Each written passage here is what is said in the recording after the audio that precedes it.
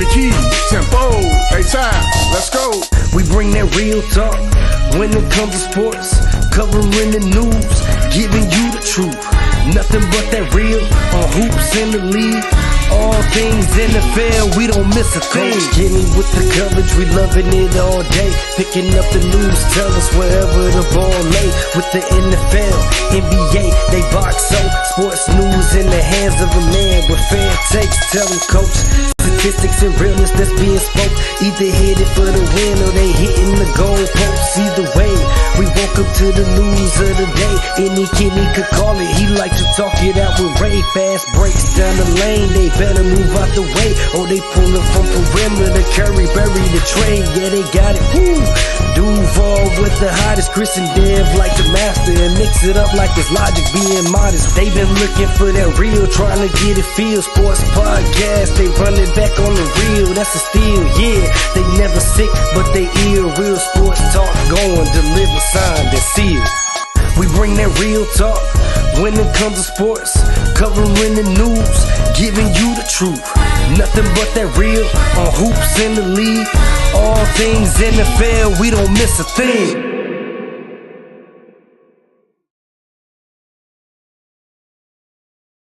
What's going on, everybody? It's your boy, Mr. Ray Bond, here on Real Talk. I am excited for tonight's episode. I have some of my esteemed hosts joining me later, but I did want to get out to the people before free agency kicks off because, man, we have had ourselves an off season so far. I'm excited to see what's to come. Today we had a trade that didn't really move the needle for me, but I will tell you this. I don't know what in the world is going on with these general managers. These trades that are being made are confusing to me. Atlanta Hawks, Raymond Bond here. I have been clear. Trae Young, DeJounte Murray will not work. Said it from the beginning. I believe they would eventually pick DeJounte Murray over Trae Young. I think he's a better fit. I think he's a better overall player. I think he has more talent. However, in a means to save cap space, they traded John Collins for Rudy Gay. Listen, I loved Rudy Gay, but he doesn't help you win today. So on this show, we've had a lot of discussions about who's available and what different teams will do. Here's what I would say. If I'm Atlanta, I'm trading Trae Young. If you're in the process of trying to get rid of salaries, if you're in the process of trying to save money, your backcourt doesn't work. Trae Young is a bigger star. He's probably going to cost you more money. And I think he's the worst of the two. So for me, get rid of him. Get him out of here. Send him wherever he wants to go. I think there's a huge market for him, but he doesn't fit for you. I think they could use him in Phoenix. I think Phoenix would be pleasantly surprised if they could get Trae Young. I don't know if they have enough to get him, but DeAndre Ayton's sitting there. Granted, they do have Clint Capella, but if I'm Philly and I'm not looking to bring back James Harden, I can try and make that swap.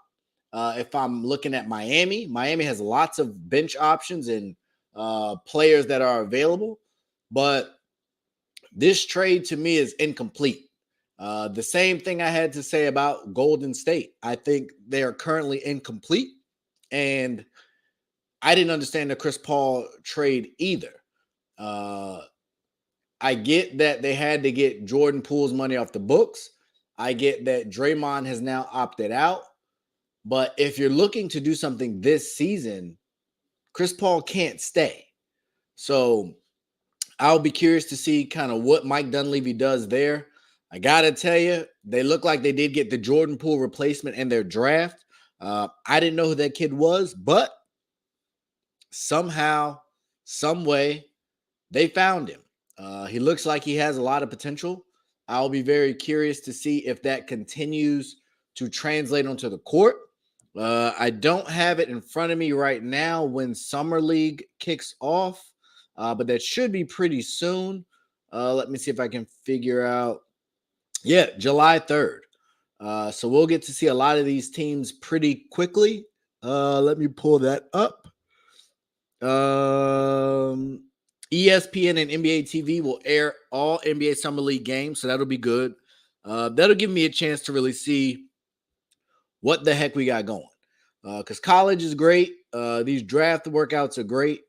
But really what it comes down to is when you start playing against better competition. So it looks like, yeah, a lot of teams will get started July 3rd. So that is in what, a week? A week from today? Yeah, a week from today.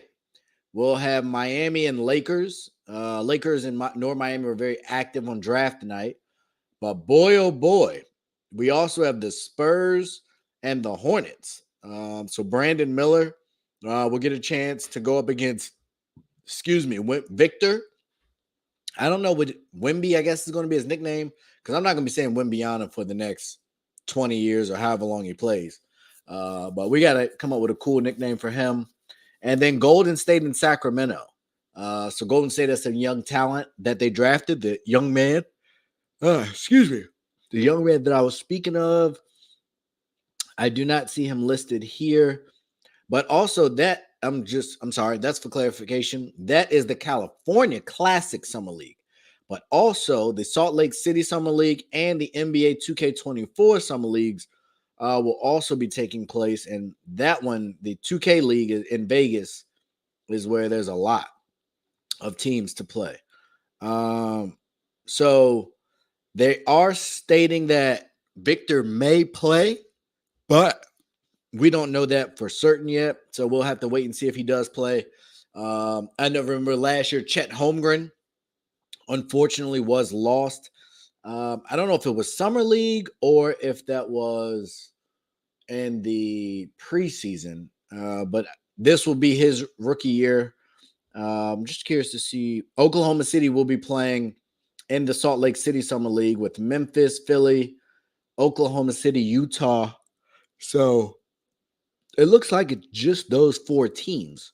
And then we finally get kicking. Oh, I get it. All right. I'm live doing this, guys, so appreciate your patience. So those are all kind of like pro-ams, pre-summer leagues, and then Vegas kicks off on the 7th. July 7th through the 17th is when the rest of the league looks like they play. Sacramento's included, Lakers, Charlotte. So, yeah. Let's see. Do we have Portland and Houston? I was curious if we got a Charlotte. San Antonio plays again and on July 7th. So I was trying to see here if by chance we had a Chicago-Portland matchup. That is really what I'm curious to see. I've told you guys we got a Portland-San Antonio matchup on July 9th. I am Team Scoot. So just so we're clear, I believe he will win Rookie of the Year if they get Dame Lillard out the way. Dame, to me, does not fit in relation to what they're trying to do if they want to win. So we will have to see what comes of that. But exciting times. Washington, we drafted a teammate of Victor's. By all accounts, he's a defensive player. So that the most exciting. Oh, we got a host has joined us. The head I was just talking about Summer League. How's Summer League been going for you, Coach?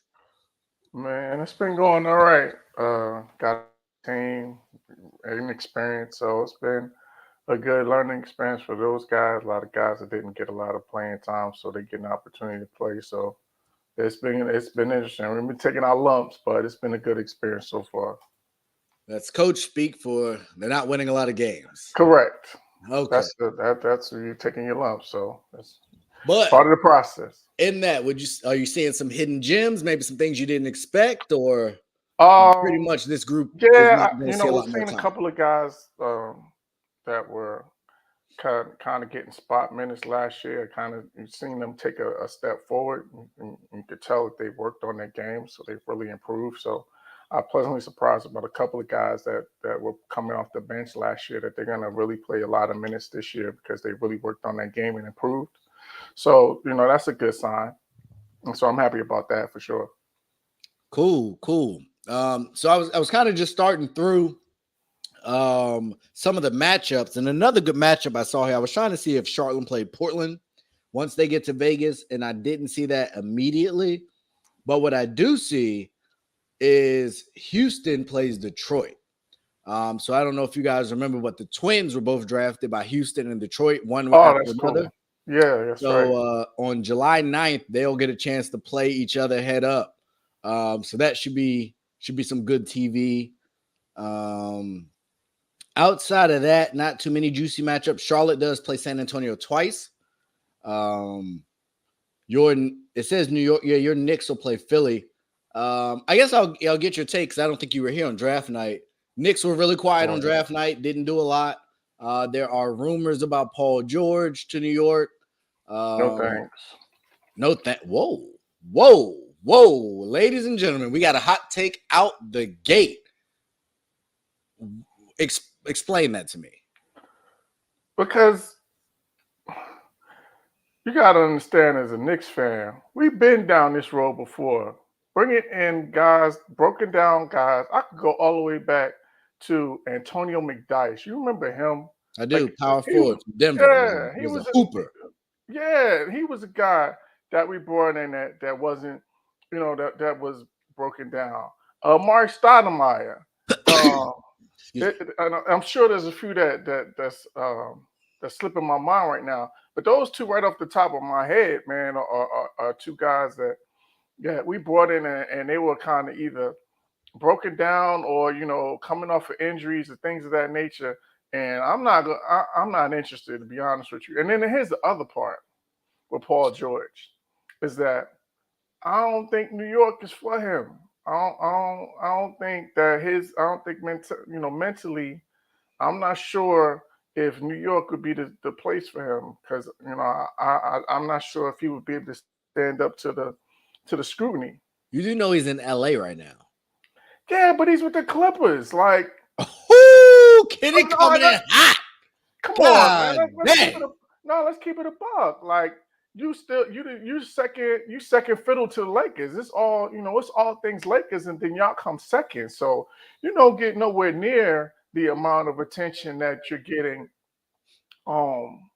as if you were with the Knicks, because I don't care what nobody say. As much noise Brooklyn has tried to make over the years and the things that they did to try to steal the town or whatever the case, it's still a Knicks town. And the Knicks are still first and foremost when it comes to New York basketball.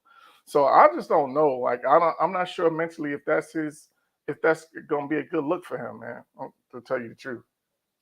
So I'm not a Paul George guy.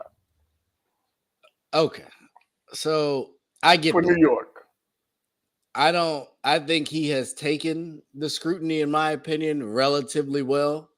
I don't think he'd be seen as the savior necessarily, because from the reports, he'd be fitting with Randall and Brunson. I think there was a package of like Barrett, Fournier, and maybe some draft picks. In order to bring them in. Okay. But the core would stay the same. So, in that situation, I think even if it was for Julius Randle straight up, like, I feel like Randle's maxed out. I don't disagree with you, but I just think that Randle and I don't know, maybe he gets a little sensitive sometimes too. So, very, you know what I mean. So I can't really put him over Paul George, but I don't know. I just I guess I'm scarred. I guess I'm triggered by getting guys that have been broken down. Like I've seen this movie before and I know how it ends. But I feel like up until recently, he didn't have that reputation per se. I'm going to be honest. I think we need to look at the Clippers training staff, because he ain't the only one. And they're not having like a couple game injuries. They missing a lot of time. And Kawhi Leonard at this point, he's been broke down. Skip Bayless told us that years ago. So I feel like you can buy low. He does cost some money, but so does Fournier. And what the heck has he done? So I thought that would elevate you guys right to the top of the totem pole, if I'm being perfectly honest. But like if you don't want him, I would take it. Let me be abundantly clear. I wish we could have got Paul George for Porzingis or Beal or Kyle Kuzma for that matter. I mean, right now you could take anybody right about now, bro. Tyus Jones, Jordan Poole, and Paul George. I don't hate that. No, it's solid. No, that's definitely not. Sign and trade. Kuzma wants to be in LA. Sign and trade him, and bring us some stuff back. We even got some other pieces we can throw in there just to make the money work. Like I'm a Paul George guy as long as he's not the guy. So do I think he would necessarily change life for us? No, but I think him and Poole with some role plays, and I don't know. I think we had some pretty good salary cap space. I need to get an update now that we've made some of our moves.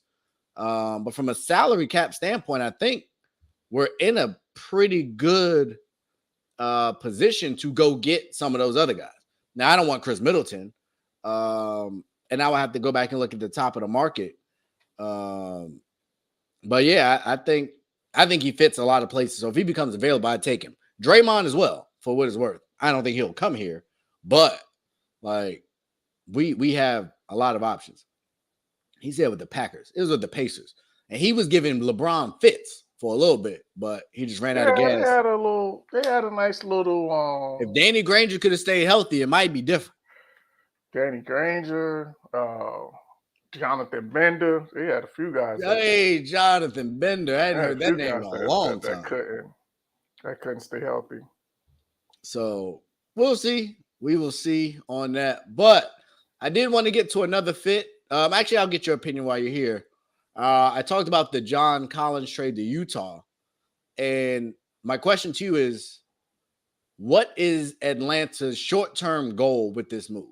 They created the space, but they created the space to do what?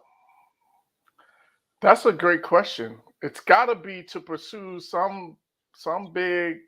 They have to have some target in mind. Who that is, I have no idea. But that's the only reason that you would do a deal like that, because you're basically getting nothing back, because Rudy Gay is an expiring contract, correct? Correct. Yeah, so that's the only reason to make that deal. Now, the question for me is like, who is the target that they think that they're going to get to come to Atlanta? So I guess we'll find that out in the next few days, because we got free agency right around the corner. But it's an interesting move. And the other side, the interesting thing for me is Utah really has a long. That's an interesting front line that they have there, because you got the most improved guy Markkanen, you got Collins, and then you got Kessler, the young guy from that they drafted or got traded. Right? Yeah, that's playing with the World Cup team. So that's a long front line. So that's an interesting deal. But you never know with Danny Ainge, because he's one of the big wheeler dealers when it comes to making moves. So he may not be done. And that's we were talking about the Hawks. You have Clint Capella, so that takes Brook Lopez, Nikola Vucevic, the big men, off the table. Right. At this point, you're keeping Trae Young and DeJounte Murray, so you're not going to go sign a 1 or a 2. Right. And so that leaves us with the small forwards. You're going to got Chris Middleton? Middleton, maybe? Or Kuzma? Dylan Brooks kind of fits, but he doesn't do anything for them, I don't think. Maybe gives them a little bit more toughness at best. But I don't really see the short-term play unless you move, to me, Trae Young. But even that, I think, is a little limited because there's so many point guards. So you can ship him to like Orlando and maybe get some bigs back, some young bigs. I don't. Cleveland doesn't fit. Miami, maybe. Miami, I think, would maybe be the best option, but they seem really set on Dame over Trae Young. Mm-hmm. And then there's some point guards out there between D'Angelo Russell, Kyrie Irving, Fred VanVleet, Russell Westbrook, Gabe Vincent. Derrick Rose is now free. New York said they're not going to pick that up. Mm-hmm. Schroeder, Kendrick Nunn, Ayo Dosunmu. So there's a lot of potential cheaper options at point guard. So I just don't understand what this move does outside of freeing up the money, but I don't know why you freed up the money. Because I just don't see a way forward. And that's kind of been my thing. I think draft night, we saw some teams do some good things. But I also think a lot of these GMs seem a little lost. And maybe once free agency hits, it'll all make sense. I walked back my Wizards criticism a little bit, but I still have a lot of questions about what the heck we doing and the little value we got back in the limited first round picks we got. We got a ton of second round picks for our best players. That still doesn't make a lot of sense to me. I think we won the Chris Paul trade. I definitely would take Chris Paul for Jordan Poole, a pick, and we got a couple other add-ins, young add-ins, but I don't know. Phoenix seemingly is still sitting on their hands. DeAndre Ayton's still on the roster, and I feel like you would want to move these guys now. I guess maybe they're waiting for signing trades.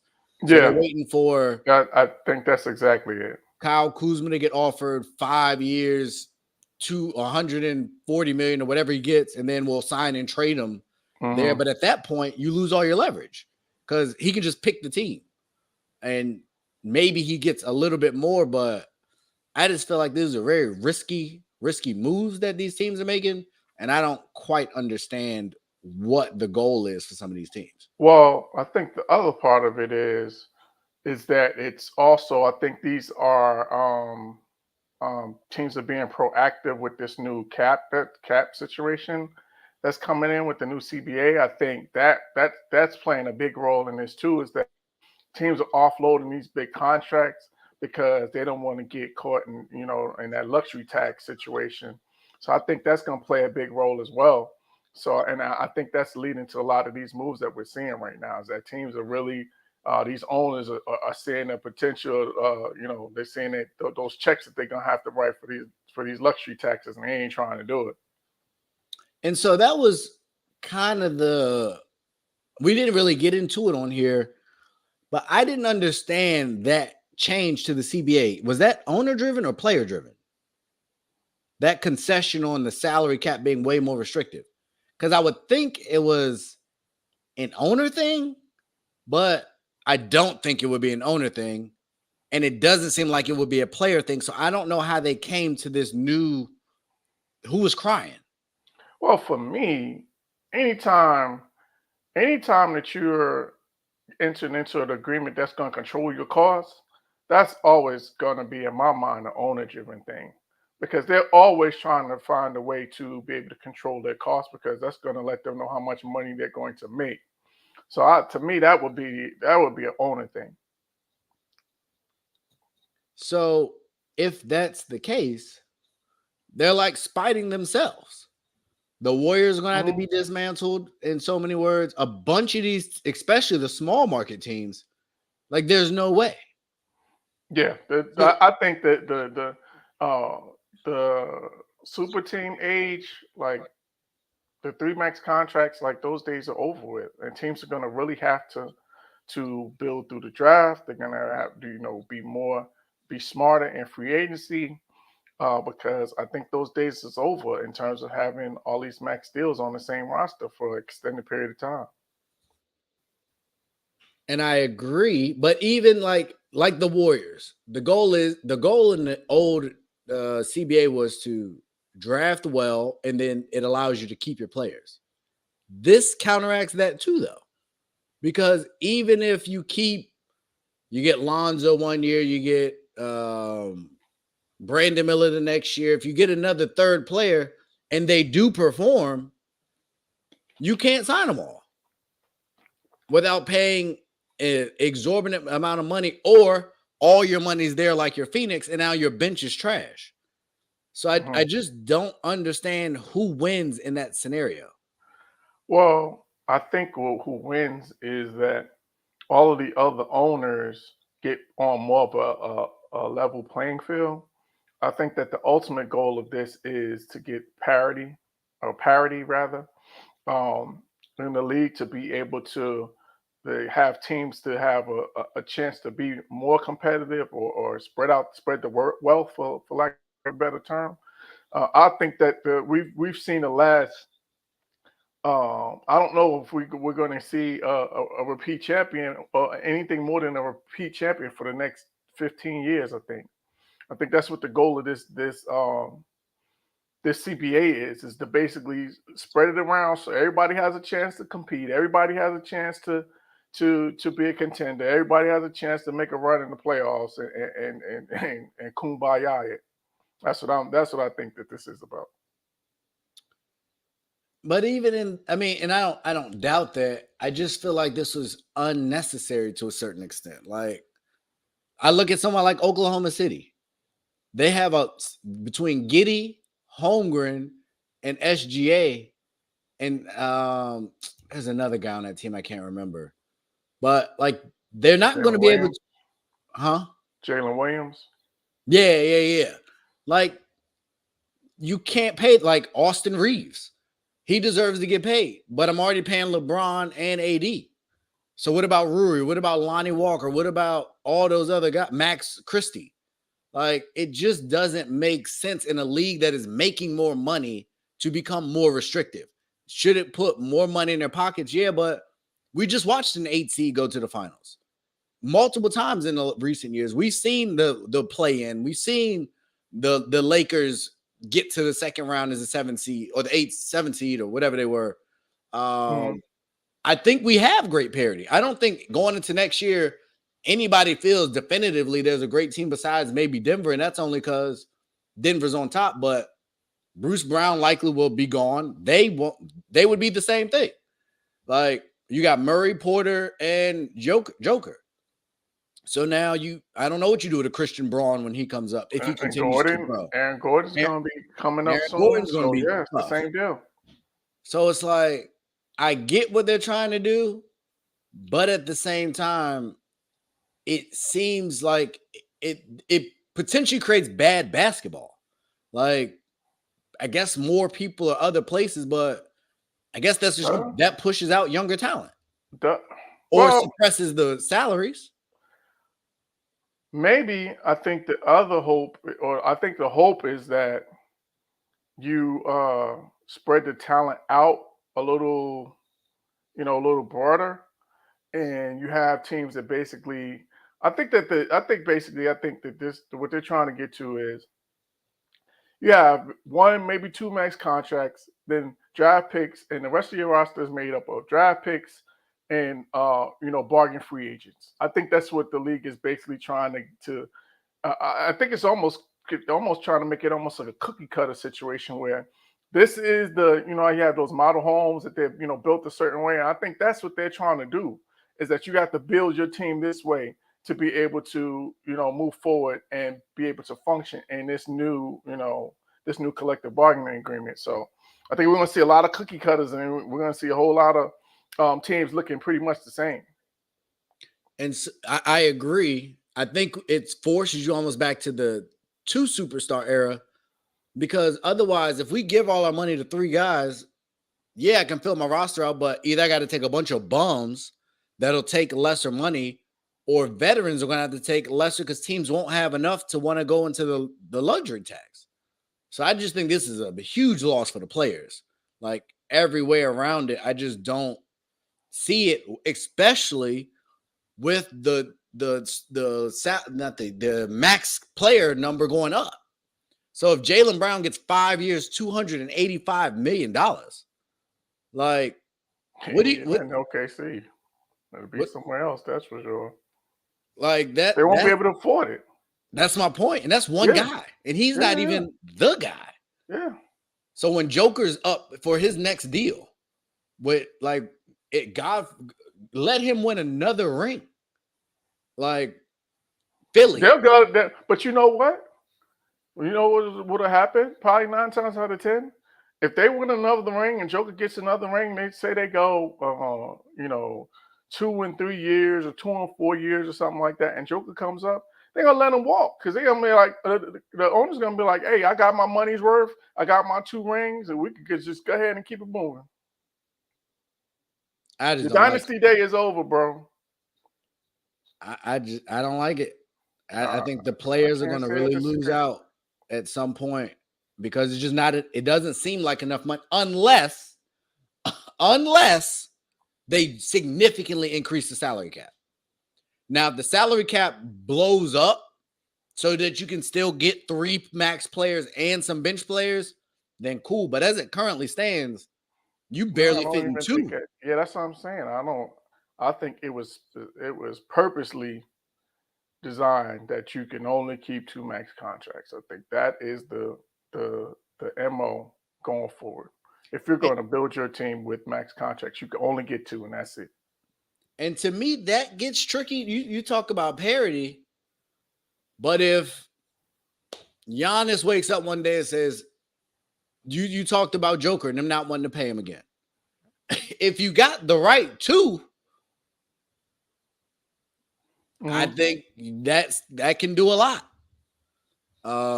If I keep talking about I keep talking about LeBron getting to Golden State. If you get the right 2, I think that can set you up pretty nicely. Maybe that favors Boston to have Tatum and Brown. But there was such great talent in this draft class. A lot of them players I think are going to have to get paid at some point. And if you still got this old crop of veterans on some of these teams, I just don't know how it works. I said I really like Charlotte's lineup, but not if you got to pay Melo, Bridges, Brandon Miller, PJ Washington, and some of the other young talent. Like it can't work. Yeah, some of them are walking. I think that's the bottom line. Is that teams are going to have to pick and choose who they're going to build their teams around. And they just know that it's inevitable that we're going to pick, every team's going to have to, go through their process and pick who are my 2 guys that I'm going to build my team around. And it is what it is. And then the rest of the guys is going to have to let the chips fall where they may and figure out their next destination because that's what it's going to be. It's going to be 2 and 2, and that's it. And I guess to that point, it would make drafting great because I look at Portland. If I'm Portland with that on the horizon, Dame has to go. And I'm building around Scoot and Simons. And I got Simons that's maxed, Scoot's young or cheap. And maybe you get one other guy for a couple years to see if that threesome can work. But I guess to your point, is going to be a bunch of 2-team superstars, and hopefully you get a young guy that you draft right that can fit in. Or you just have similar to Denver, a collection of a lot of good bench talent, or maybe Miami. I think Miami would be kind of best case if you had them without Hero and Robinson, and it was just Jimmy and Bam. But Kyle Lowry making money too, so no, that I don't know. I think we'll see, and I also be curious to see what that does to this free agency. In a year that's kind of down on superstars, I think you got to be careful who you give maxes to. Kyle Kuzma may not deserve a max in this new CBA. And I think he's not going to be happy about that. Austin Reeves, you might get a little less money than you were looking for in this new CBA because I can't have you eating up potentially 20% of my salary cap space for what you give me. So I think it's going to be really interesting to see how this all shakes out, how this all plays out with the players, but to be determined. I also think that speaks to Golden State. There's no way they can keep Chris Paul. Like, there's no way. And I'm hearing Brooke Lopez interest. I'm hearing Chris Middleton interest. It seemed like a foregone conclusion. They wanted Draymond back, but I don't know. And maybe you can trade. Well, you can't trade Chris Paul for Brooke Lopez because they got Drew Holiday. And actually, Chris Middleton's on that team too. So you can't trade for either one of those 2 players in that scenario. But I don't get it. I don't get why they agreed to this as the players, because this seems like it's going to step on a lot of people's potential money earnings on the court, at least. So we're going to see. So I did want to get this question for you because Dame Lillard, I saw a Chris Haynes report today that basically said he don't want 3 superstars on his team. He just wants a team that has a chance. My question for you today, free agency, is: does Portland have a chance as presently constructed? No, they are. I think this is the worst kept secret in America right now. Like that Damon and the Portland Trailblazers are headed for a divorce. Like everything points in the direction of them putting Dame on the trade, or either them agreeing, either Dame requesting a trade, or them saying that Dame is available for trade. One or the other. Somebody's gonna blink and somebody's gonna say something. Somebody's gonna make a statement in the next few days that Dame is on it. That Dame is available for trade, because this team is not built to contend for a championship. Like they're basically, without saying it, they're in rebuild mode. Like they're in this is a young core.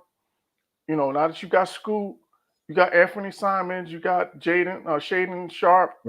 These are all young guys. Even if you bring back a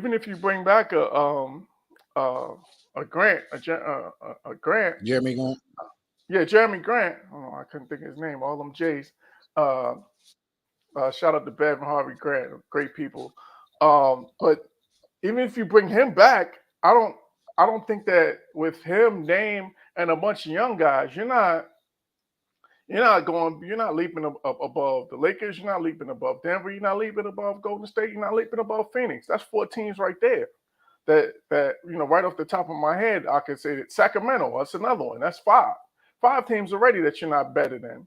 So you're basically, your best case scenario is going to be either a low, either that 6, or you're in the play-in with the way this team is currently, looking. So I just think that this is it's time. It's going to be time, and we're going to hear it in the next, either at the end of this week or early next week or right at the start of free agency. Once all of the chips start falling and people start moving around, and Dame actually sees that there's no way that they're going to be able to get somebody there that's going to give him, a veteran that's going to give him a chance to be competitive. He's just going to go ahead and say that, all right, enough is enough. I'm going to go ahead and get out of here. So my concern with that becomes, if you wait until that point, you risk losing the value. Once people know you got to trade somebody, the value isn't there. And that is a loaded position. It's not a ton of contenders looking for point guards. So if the Heat fool around and give Gabe Vincent the money, then what? Are you going to try and trade for Dame Lillard? That's probably the chip that they use to what's up, Derek? That's probably the chip that they use to make the deal work. If they wind up, if Miami winds up, Portland's not going to want another point guard back, especially not one that's now paid. We're getting rid of an expensive point guard. Yeah, but I think he's a younger somehow. Yeah, or it could be, but he's a younger, and to me, I think that they would wind up putting, bringing Gabe Vincent off the bench and turning the keys over to Scoot and let him and Anthony Simons and Shaden Sharp. I don't know if they go 3 guard or whatever the case may be, but that they go that way in terms of how they run that team. So even if they wind up making that deal, I don't think that it's going to, because eventually this is going to be Scoot's team, it's going to be Anthony's team, it's going to be Sharp's team, in my opinion. So I think that's where this team is headed. So that doesn't include a Dame in their plan. So however it does get done, whether to your point about them doing a 3-team deal, however they got to move the pieces around to get this to make it happen. We know Pat Riley, he's only got so many years left, in the tank in terms of him being being the guy down there in Miami. So I think he, sooner, especially since they've been so close these last few years, they've kind of really tasted and made a nice run. And he could probably see that championship window maybe is only going to be open but for so long, especially, like what we talked about earlier with this new CBA.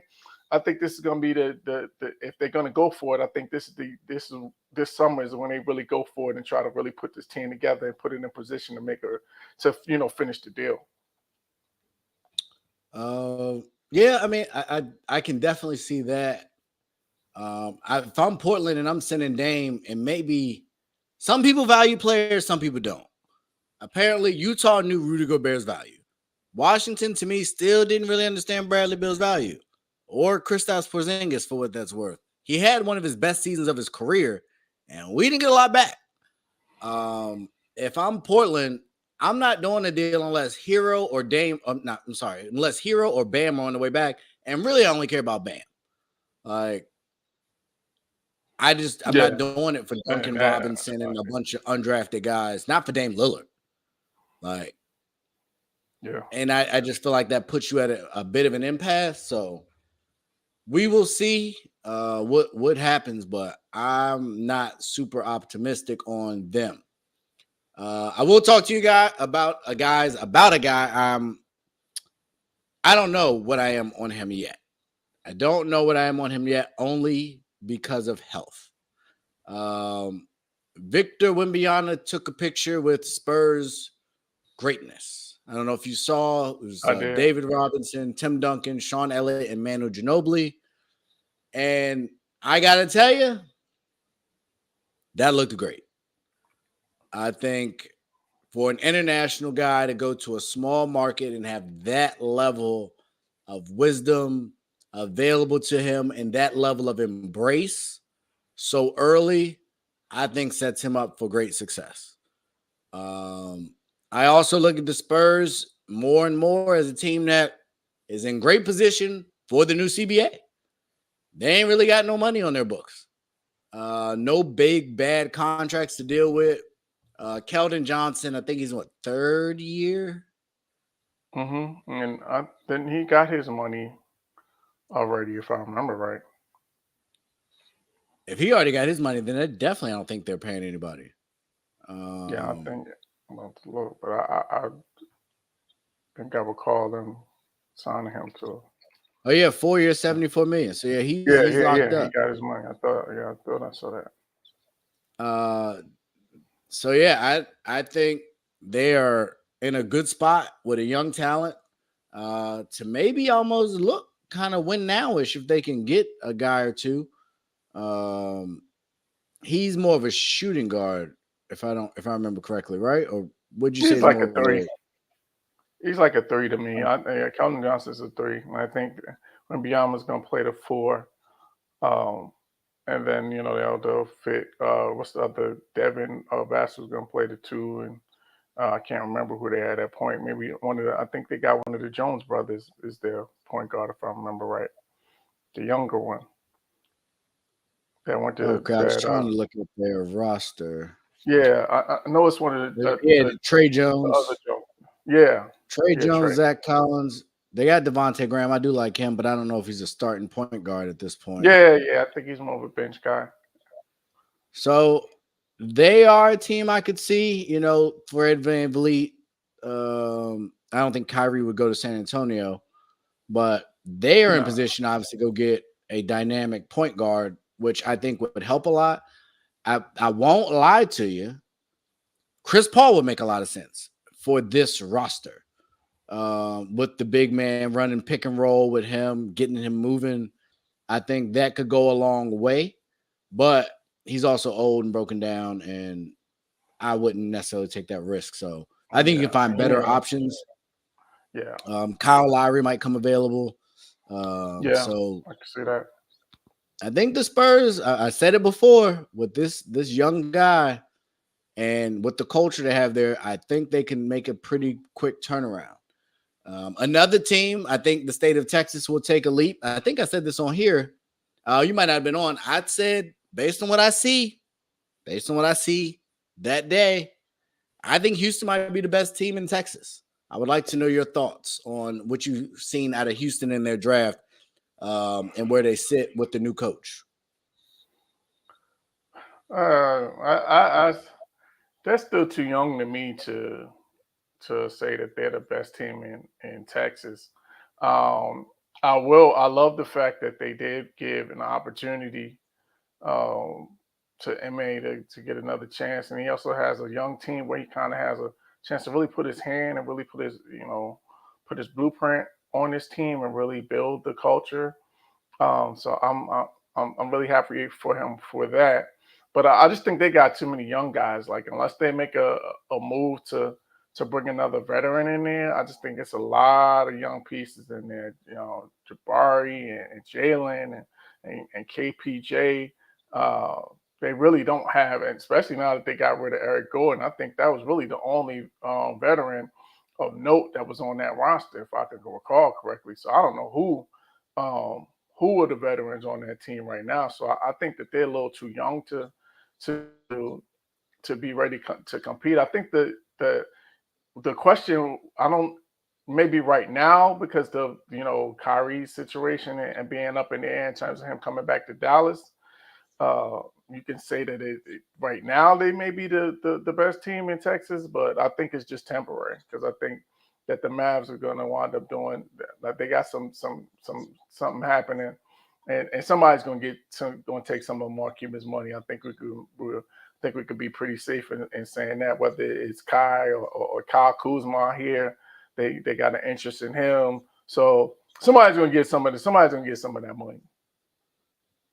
Here's what I just looked up. I'm with you. What if I told you, and this is based on sporttrack.com, pretty reliable. Yeah. The Indiana Pacers have roughly $17 million in cap space projected. Mm-hmm. They have the second highest amount of cap space. Do you know Houston, who's the number one team? Houston. Do you know how much cap space Houston has? Like 40-something million, right? Like $51 million in cap space. I know it's a big number. $51 million in cap space with Cam Whitmore they just drafted, the twin they just drafted, Jalen Green's there, Jabari Smith Jr.'s there. You can go get a veteran or two with $51 million in cap space. Yeah. Like, when I said that last week, I didn't know they had that much cap space. Yeah, I knew they had a nice, and then of course you got to think about too the fact that it's in the state of Texas and had no state income tax. That there you go. That's another big difference too. Like your money goes a little longer. Like me, how I know. So I don't want Chris Middleton to go there, and God knows I hope they don't overpay for him. They're gonna overpay for somebody. That's my prediction. He does fit. And see, Rob, I'm telling you, these young kids out there hooping. They were a good team. They just played dumb basketball. Man, I can't tell you how many Houston Rockets. But that one, I think they got more experience. They've seen that way doesn't work. Two, I think Jalen Green's in a contract year because I don't think he's got paid yet. So he needs to be on his best behavior. And Ime's different. Like, I put a lot of stock in what he can do with them. I saw Boston with him. I saw Boston without him. And they look different. So I think he'll be able to maximize the best of those kids. And the ones that don't want to play that's been here, we got a new crop that just came in. Y'all can go. Between Jabari, Whitmore, and the twin, we don't need Jalen Green and Kevin Martin Jr. for real. If y'all don't want to adapt to the way that we play, if y'all don't want to lock down and actually play some defense, like, not yet. Not yet. They don't. But they don't. There's money to be talent. made. They got young talent, and you can package young talent to go get great talent. And they got some dynamic players. Absolutely. I think Jalen Green has the potential to be a special player. So I'm just saying, There's a lot of opportunity here for them to turn it around relatively quickly, but they do got to be smart. Yes. They got to be smart. I don't look at. I just don't know. Like a Nikola Vucevic, I think could work to stabilize the center because Jabbar is not a center. Right. So I think that could free him up. You can go get some bench depth with a Karis LeVert. I would not throw a lot of money at Kyle Kuzma. I think a Josh Hart would be a good fit there. Kelly Oubre could be a good fit there. At the price point, I don't know what Jay Crowder has to offer anymore. Yeah, I'm not sure. His best days might be past So now. you don't have to break the bank this year, but you could go get a couple of them guys to help build until next year. In which maybe some bigger names will be out there available. But I think the state of Texas is going to change a lot. I think Dallas is going to take a step back. I don't see Kyrie coming back. It doesn't sound like Christian Wood's coming back. And we've talked about big names. I don't know who you throw big money at this offseason, especially not long term. Now, maybe for a 1+1, maybe a 2+1, there's some guys I might give some money to, but I'm definitely not giving anybody a 4-year, $100+ million deal. Like, I think that would just be silly in the current environment. So I'm rooting for Houston, hoping for the best. Absolutely. And obviously, we got to get this in because it's free agency, and we'll revisit this probably Thursday, if not Monday, once we see how some stuff shakes out. But I got to ask, who currently, as a Knicks fan, is your favorite in the East? I'm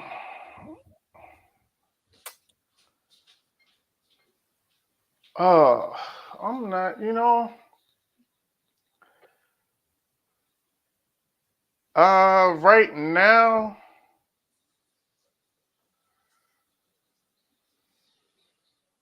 I think I'm going to go with the Celtics.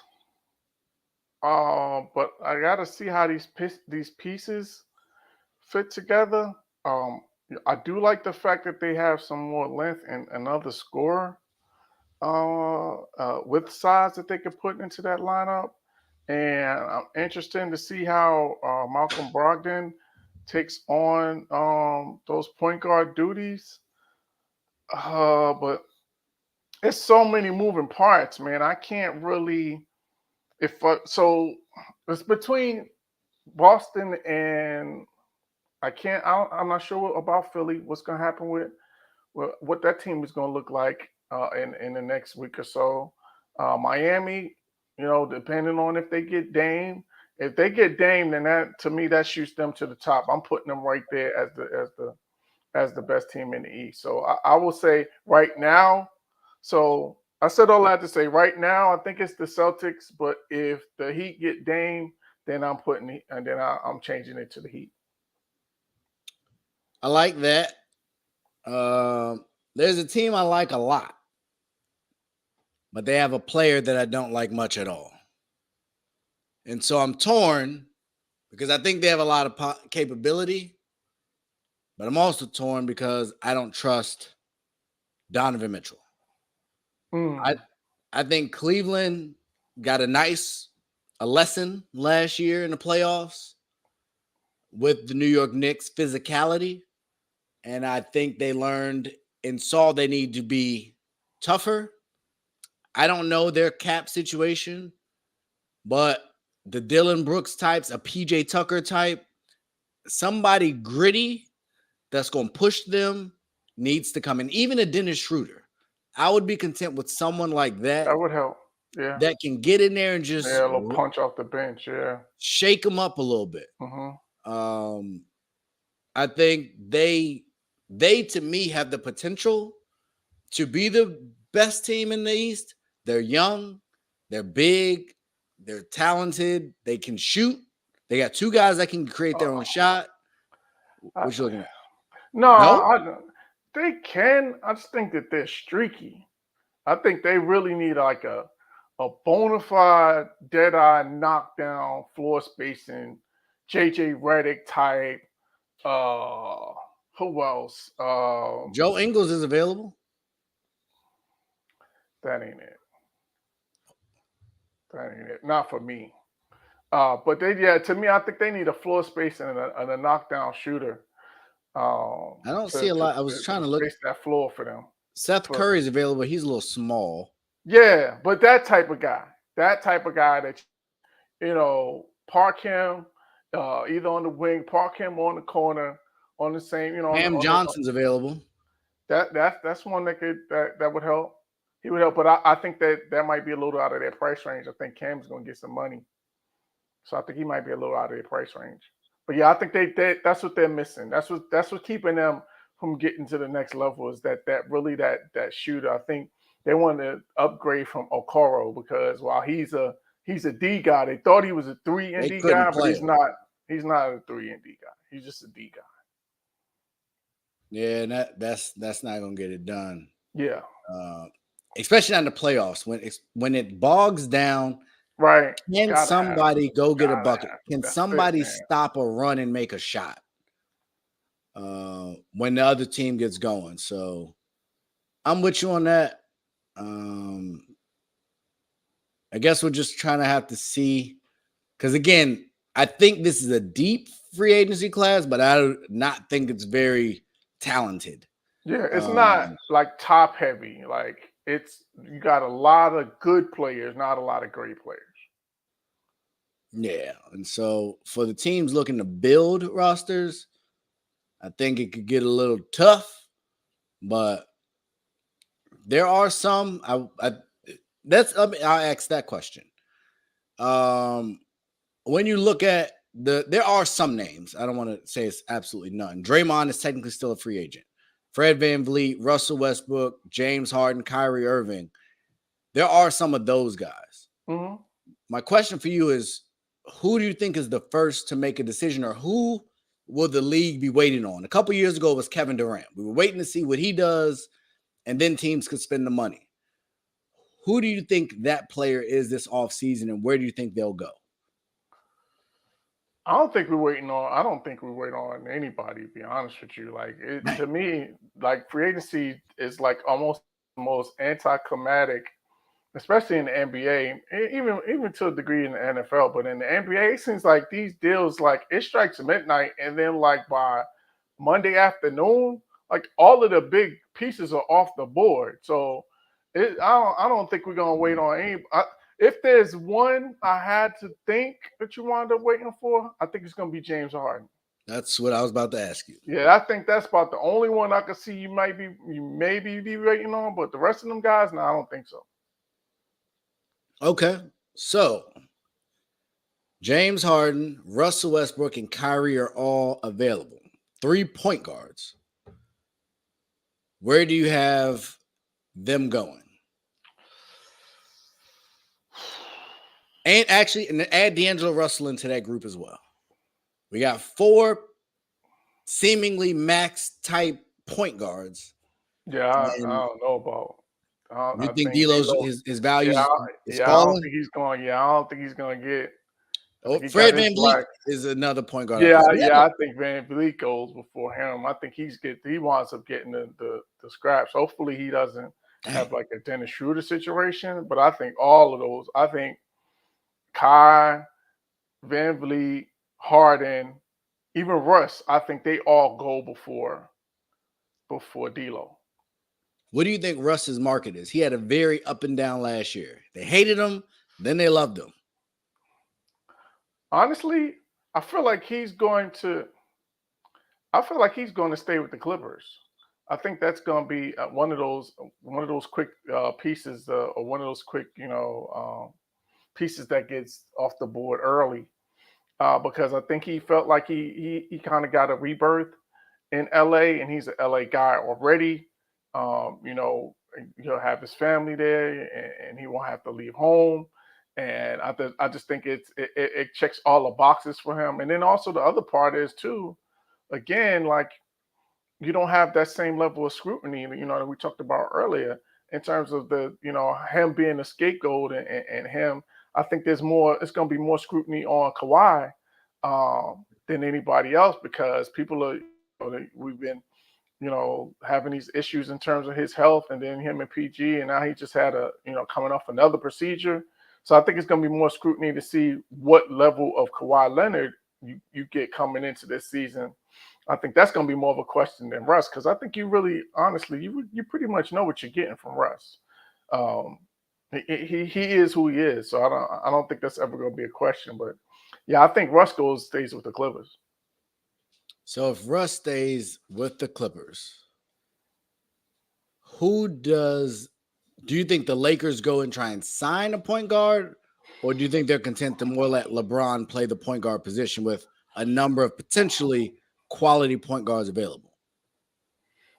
That's the $1 million question, because I think that LeBron, I don't think he has the stamina or the energy level that it takes nowadays, being at his advanced age, to be able to handle all of that ball handling duty. I think he wants to do it in spurts.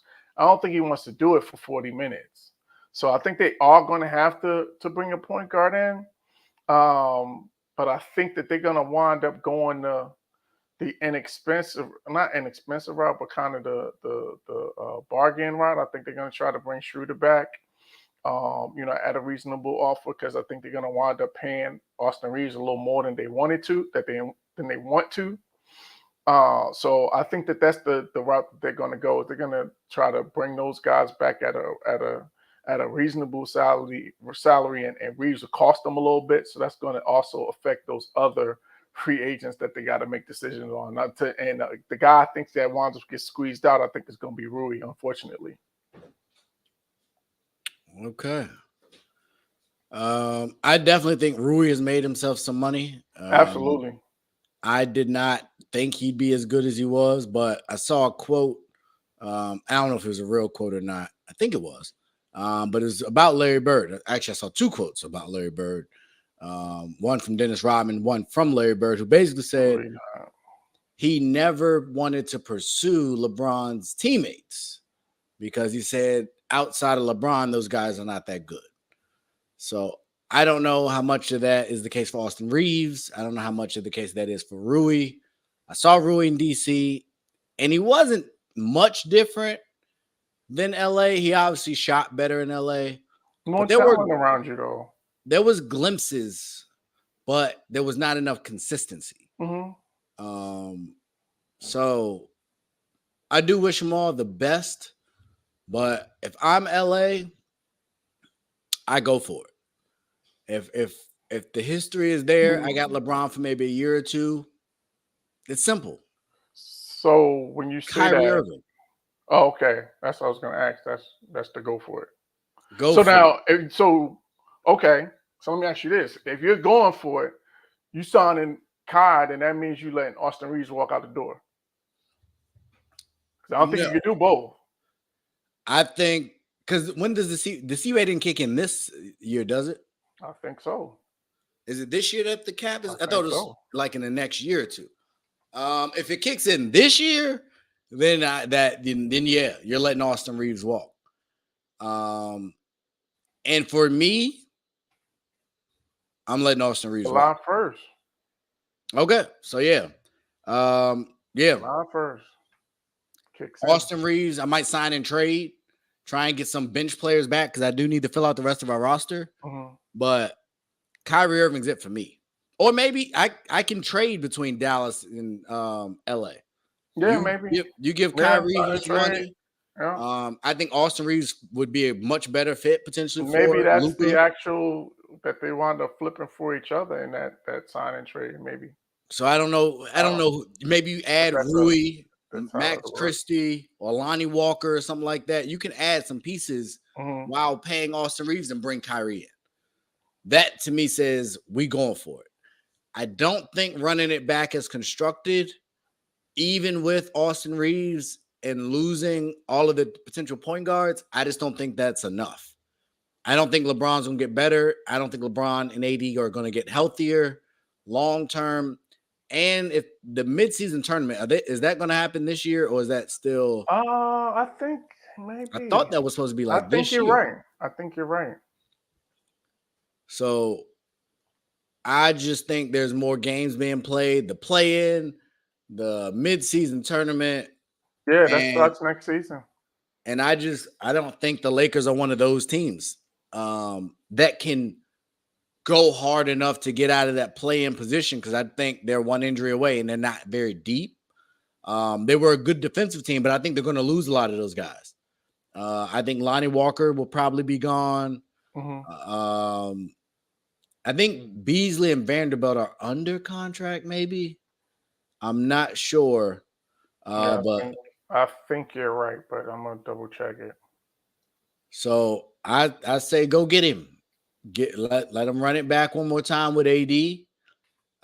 Again, I wouldn't give him a 4-year deal. I'm looking more in the 1-1, 2-1 range, so that AD, Kyrie, and LeBron would all basically be off our books at the same time, and we could have our choice of who we want to extend. But I would not give Kyrie 4 years if I'm LA because I just don't think that would be smart for them. So yeah, I think there's an opportunity that if I'm LeBron and I'm looking at my career and I'm looking at the West and I see what's happening in Golden State, I know that the Nuggets may or may not be able to continue as constructed. I'm Oh not worried man. about the Clippers, Dallas, Houston, outside of Sacramento, who's still really young. I don't know that there's a lot of competition. Memphis is going to be without Ja. Granted, I think Marcus Smart's a good fill-in, which Mm-hmm. we'll talk about that in a Mm-hmm. minute. Mm-hmm. But they also lost Dylan Brooks and Jaren Jackson, maybe. But that team like imploded last year. So mentally, I No, don't they think, signed Jaren Jackson. He's yeah, I'm not. saying, but even with him, Oh, okay, got you. they looked pretty bad on their way Got out. you. Got you. So I don't know if I'm not worried about them if I'm LA. So I go for it. I get it. If not, then I move LeBron. If I'm not going for it, why am I keeping him? Like that's my perspective. Maximize his value. I think he has the most value even still over AD.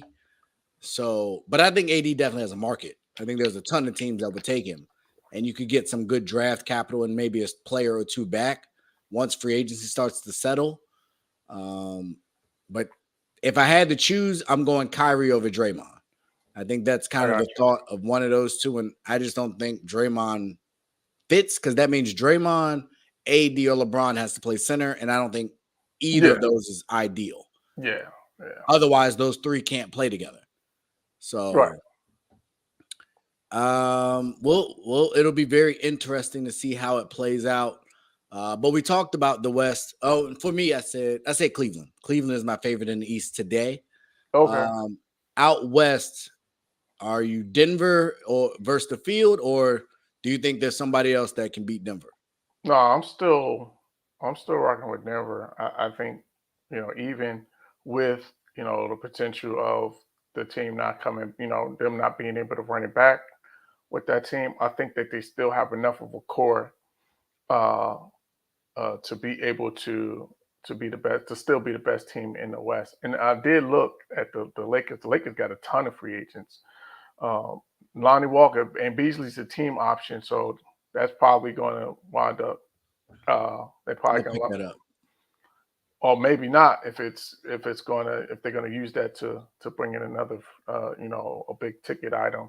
But D'Angelo, Troy Brown Jr., Schroeder, Wayne Gabriel, Tristan Thompson, Oh wow, yeah, you're right. Austin Reeves and Rui and Scottie Pippen Jr. are all restricted, so they got a lot of free agent decisions to make. So, but yeah, I'm still Denver. I'm still rocking with Denver. I think Oh, they and Beasley's at 16 and a half. That's a yeah, he's out. nice number. Yeah, he's out.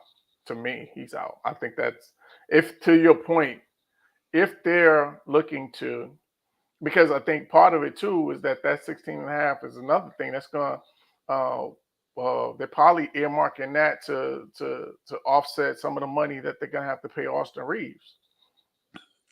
Yeah. Yeah. So And I think somebody's gonna give some money to Rui, so I think it's gonna be hard to match that.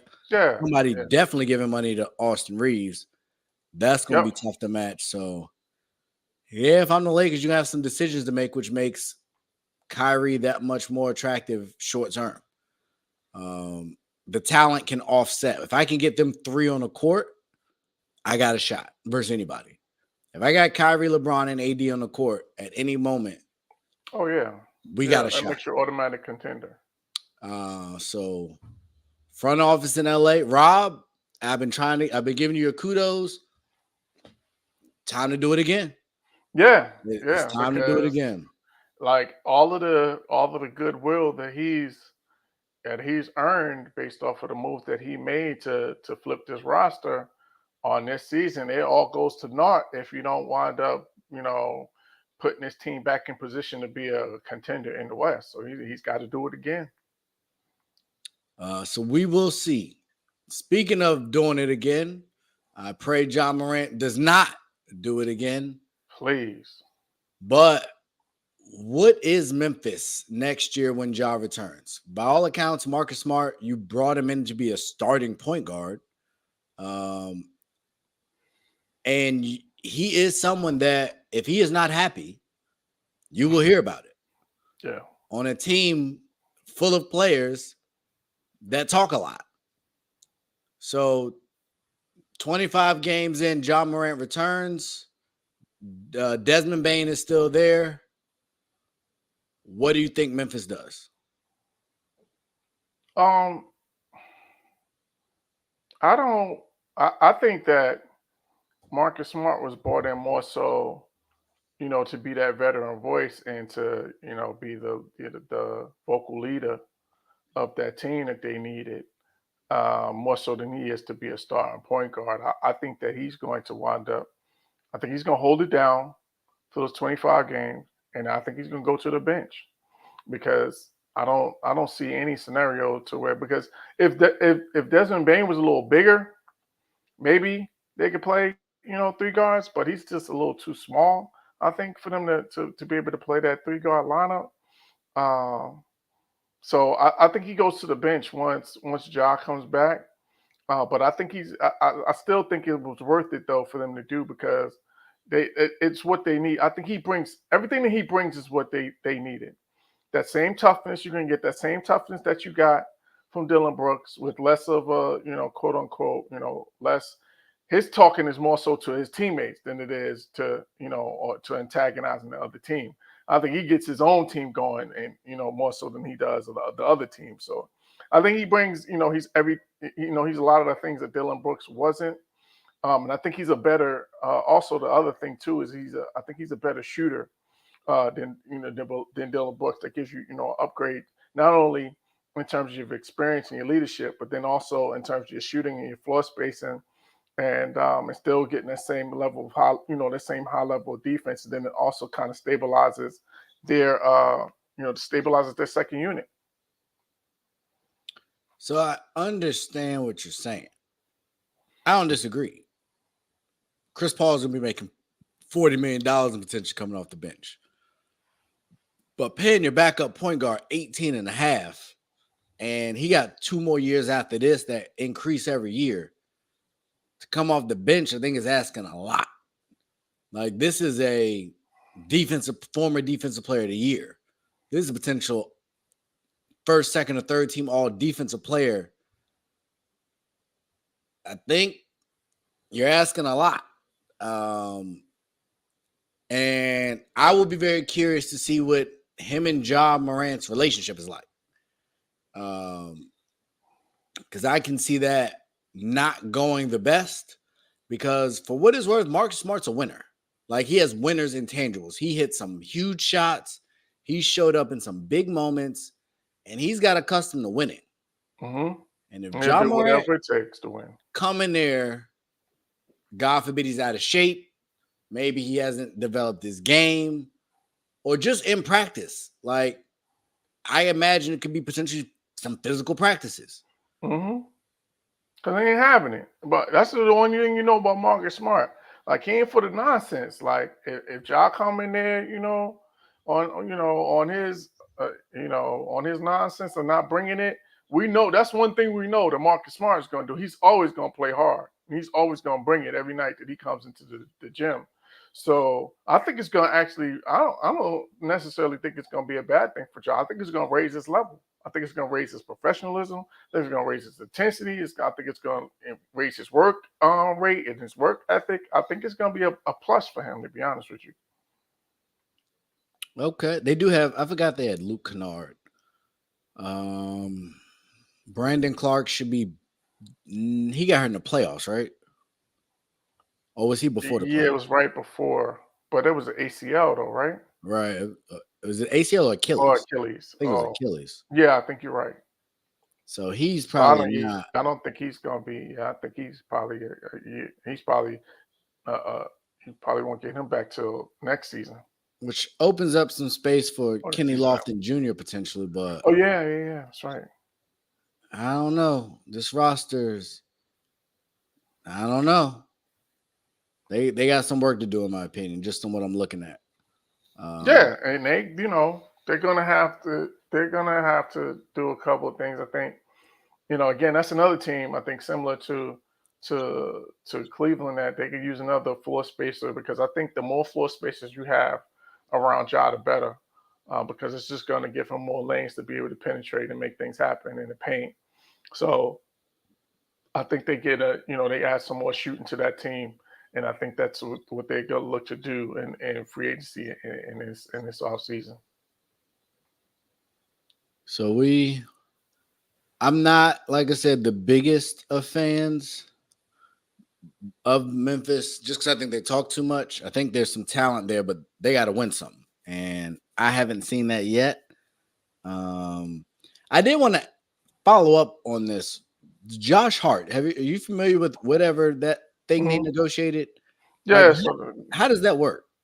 So I guess that they extended the time for him to make a decision on whether, I think it boils down to that is what happened. They extended the time in which he has to decide whether or not he's going to exercise his option, his player option, because it's a player option.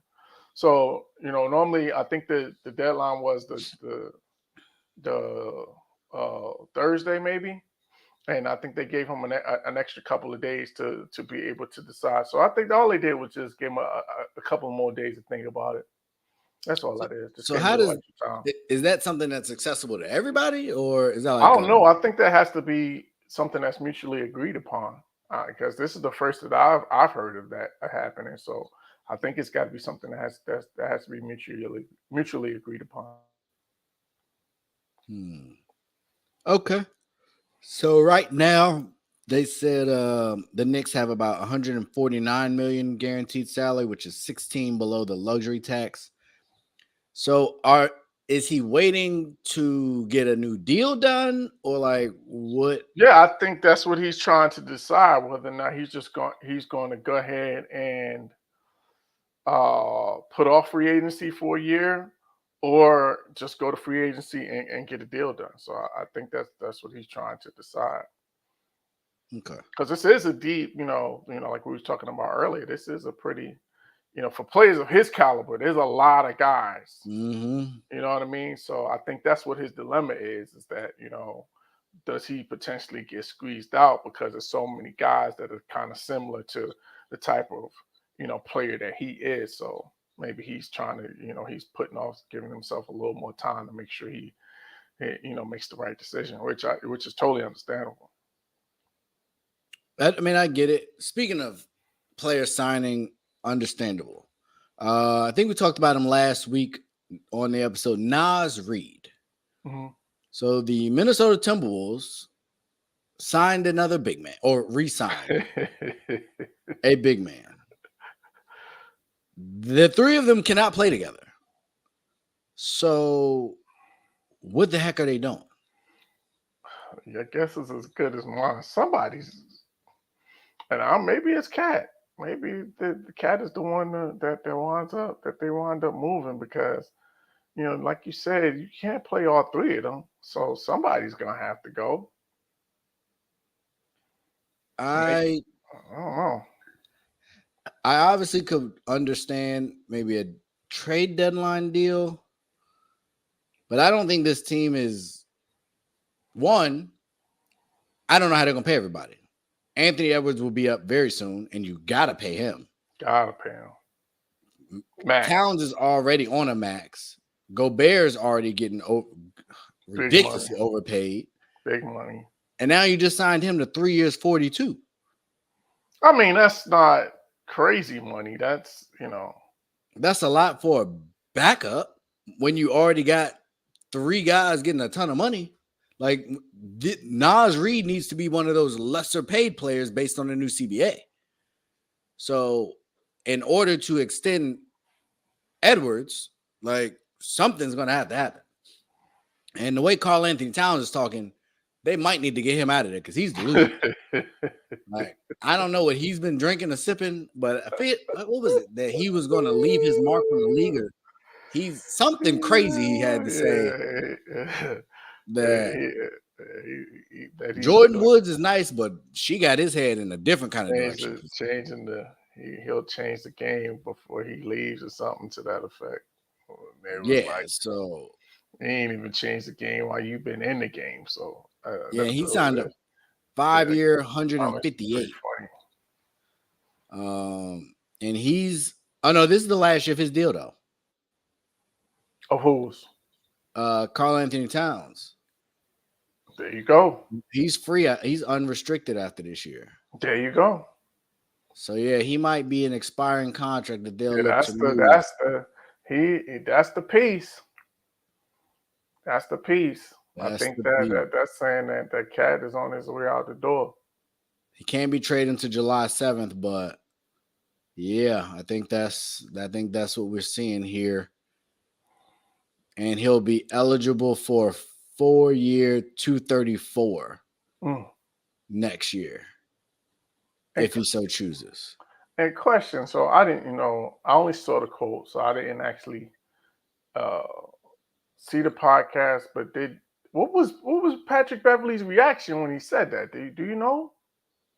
No, did you hear Patrick Beverley double down? Really? I think Patrick Beverley said Karl Anthony Towns is the best big man in the league right now. Oh, okay. I chalked that up to I need a job. We were teammates, and then we were teammates too. So he's caping up for his ex teammate. That's the only thing that is. Yeah, let me see if I can find it.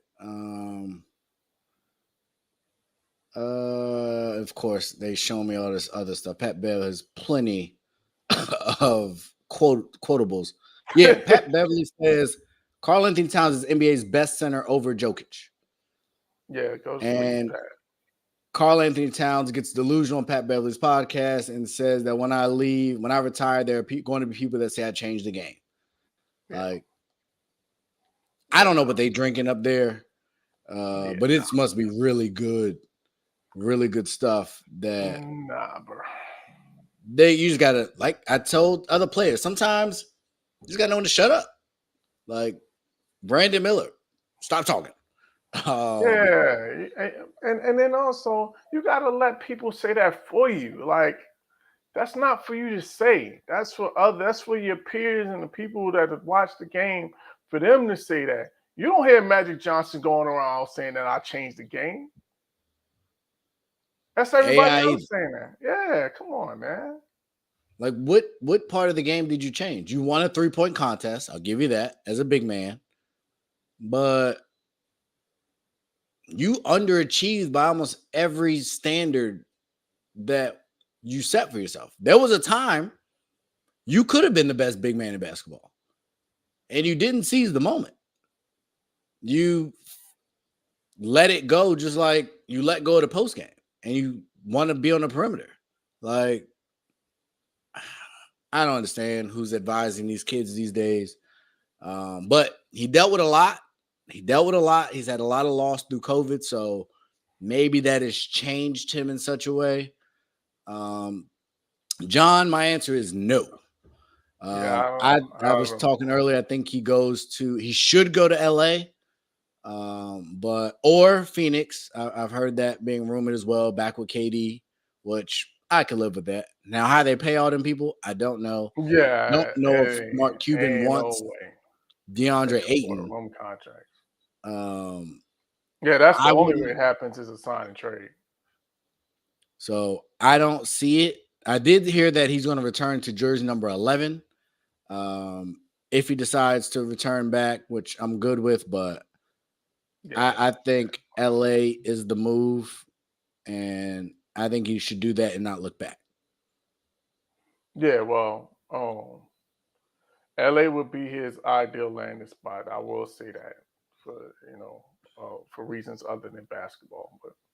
So, but like I said, I don't. I'm not in the prediction business when it comes to Kyrie because, like I said, the last time that this happened, I thought that there was going to be a bunch of meeting as was going to happen, and then the next day he wound up signing with Brooklyn. So I'm not making no prediction when it comes to Kyrie. Definitely understand that piece. I did want to kind of touch on something that was surprising because you said earlier, and now it's going to be harder for me to find than I want it to be. But you were talking about based on the new CBA, we might have a lot of more like cookie cutter type situations. And no, John, I don't think we talked earlier. I think Russell Westbrook is likely to Yeah, go back to the Clippers. yeah. So I I don't think think Russ there will goes. be money available. If you are the Clippers, though, Kenny, I don't know if we touched on this. I would. How much you giving Russ to come back? Oh, Russ. Yeah. Oof. That's a good question, man. I think you I think you see if you could get him for like maybe the mid-level exception or something like that, which is like what 7 to 8 million, I think nowadays. You think Uh, he's coming back for $8 million a year? Dylan Brooks wants 12. well, shoot, if that's the case, then yeah, that's a no. 'Cause I know he definitely thinks he's worth more than Dylan Brooks. As he should, with all due respect. I think. Yeah, I so mean, I think he thinks he's going to be worth more than Austin Reeves too. I don't know about that, but In I'm his sure head, in his mind, I'm sure in his mind he probably thinks that way. In terms of reality, I don't think so. I think teams are going to value Austin Reeves more than they do Russ for a lot of different reasons. fair enough. But yeah, I think that the Clippers want. I think that they would hope that he would take that mid-level exception. Willie, that's another question. But I think he's anywhere between 8 to maybe, I think his highest is probably going to be 14, 15, maybe even in that Nas range. I think that's probably 3 years, what. 40 million. Yeah, I think that's what he'll be looking at, something like that. Okay. So the reason I wanted to, or where I was going to go was, we talk about the copycat leagues and things, and I think we saw Joker be Joker. And I'm not saying that there was a guy in this draft class that could compete with Joker. My question for you is, I don't know if you saw Drew Timme and a couple other big men did not get drafted. Kentucky's Oscar Shebe. Shebe and UConn's Adama Sanogo. I could be Hmm. botching that. I didn't watch a lot of college basketball, Hmm. but I know talent when I see it. For them to go undrafted, I like Drew Timme. Like, I do I too. get he has the stash. He's not sexy, blah, blah, blah. I think him Great landing in footwork. Milwaukee is a great fit for Yes. him. But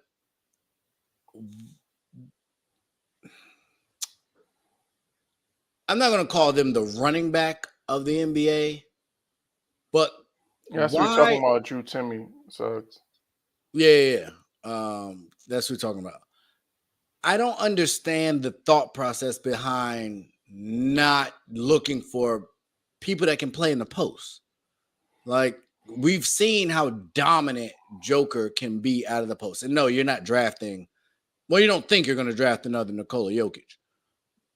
But the skill set and the ability to play in the post, pass out of the post, or even defend the post, I would have thought had more value. based on the championship run we saw. Even Bam, I told you, Bam impressed me a lot. But I don't feel like that translated in a draft. And I was just curious why you think that is.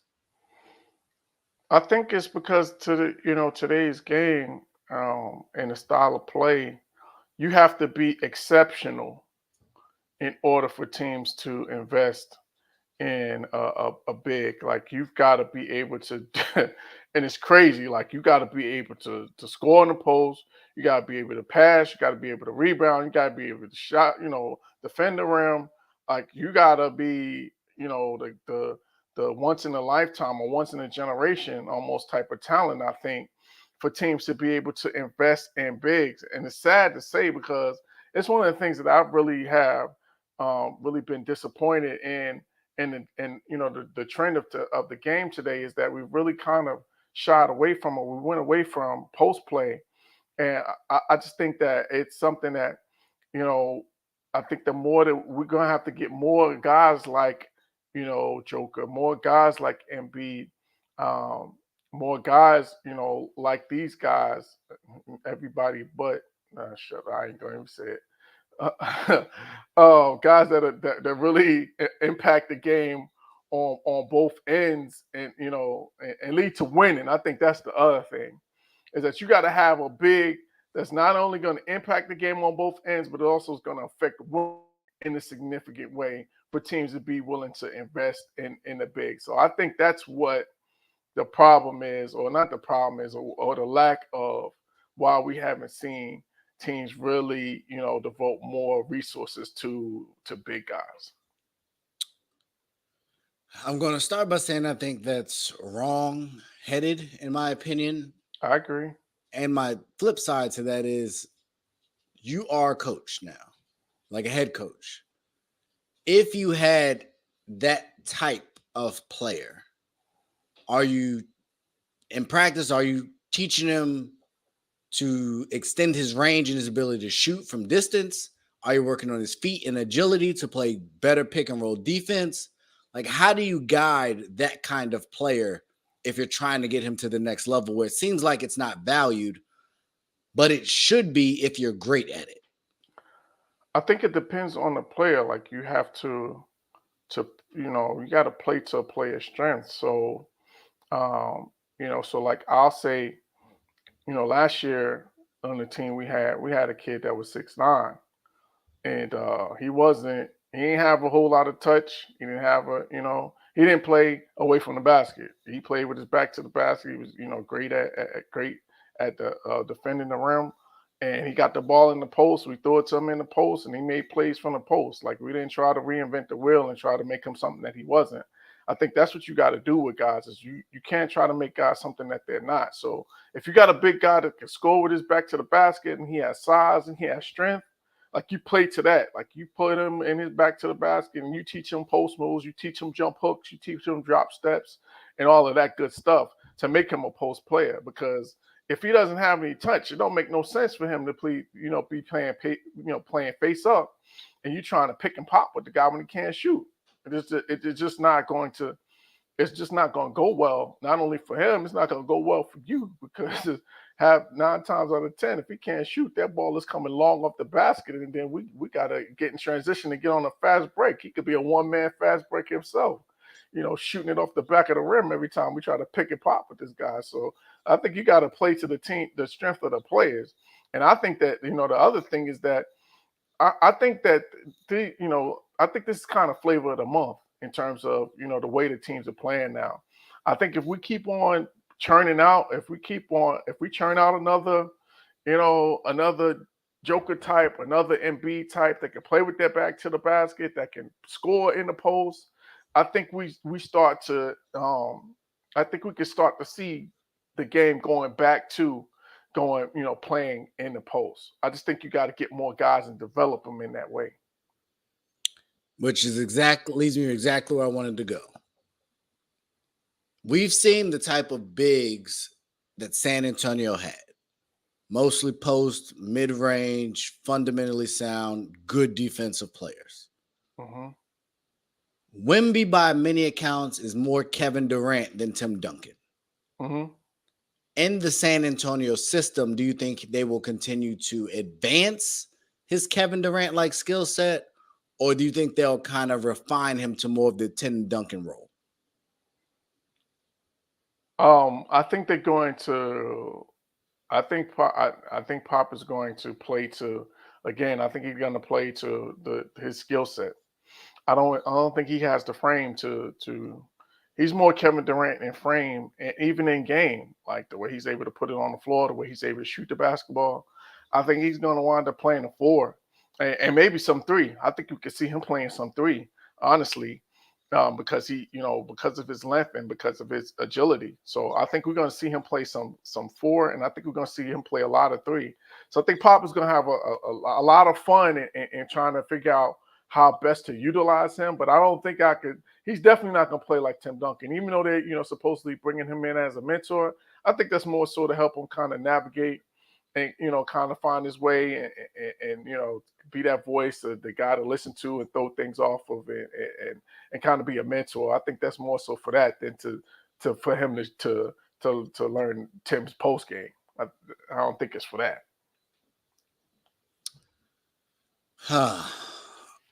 I agree with you. And actually, I'll take it a step further because I heard them ask, "Are you going to get bulk up?" And his thing was, people need to slim down." So that does not lead me to believe that he's going to be in the post banging per se. But I just don't. That doesn't seem to fit the system that Pop typically has, as a big man handling the ball in the wing. So I'm sure he's smart enough to adjust, but I will be very interested to see, with the young guard talent that they have, how that offense flows. Mm-hmm. How much is the ball in his hands to initiate offense? Is he playing off the ball? Where is he getting a lot of his touches? Are they running plays to get him the ball in the mid-range area like Tim Duncan and David, or are they going to be running plays to get him the ball more so out on the wing to let him create? I'm going to be very interested to see kind of how that all plays together. They also are a team that I don't know has a lot of knockdown shooters per se. Mm-hmm. So spreading the floor, I don't know how valuable that it will be. But I am excited to see what he can bring to the table. But it definitely sets up for an interesting dynamic, and that I see the comparison. He's another big in San Antonio, but I just don't No, he's think different. he's that mold. Yeah, no, he's different. I think there's going to be a big push defensively.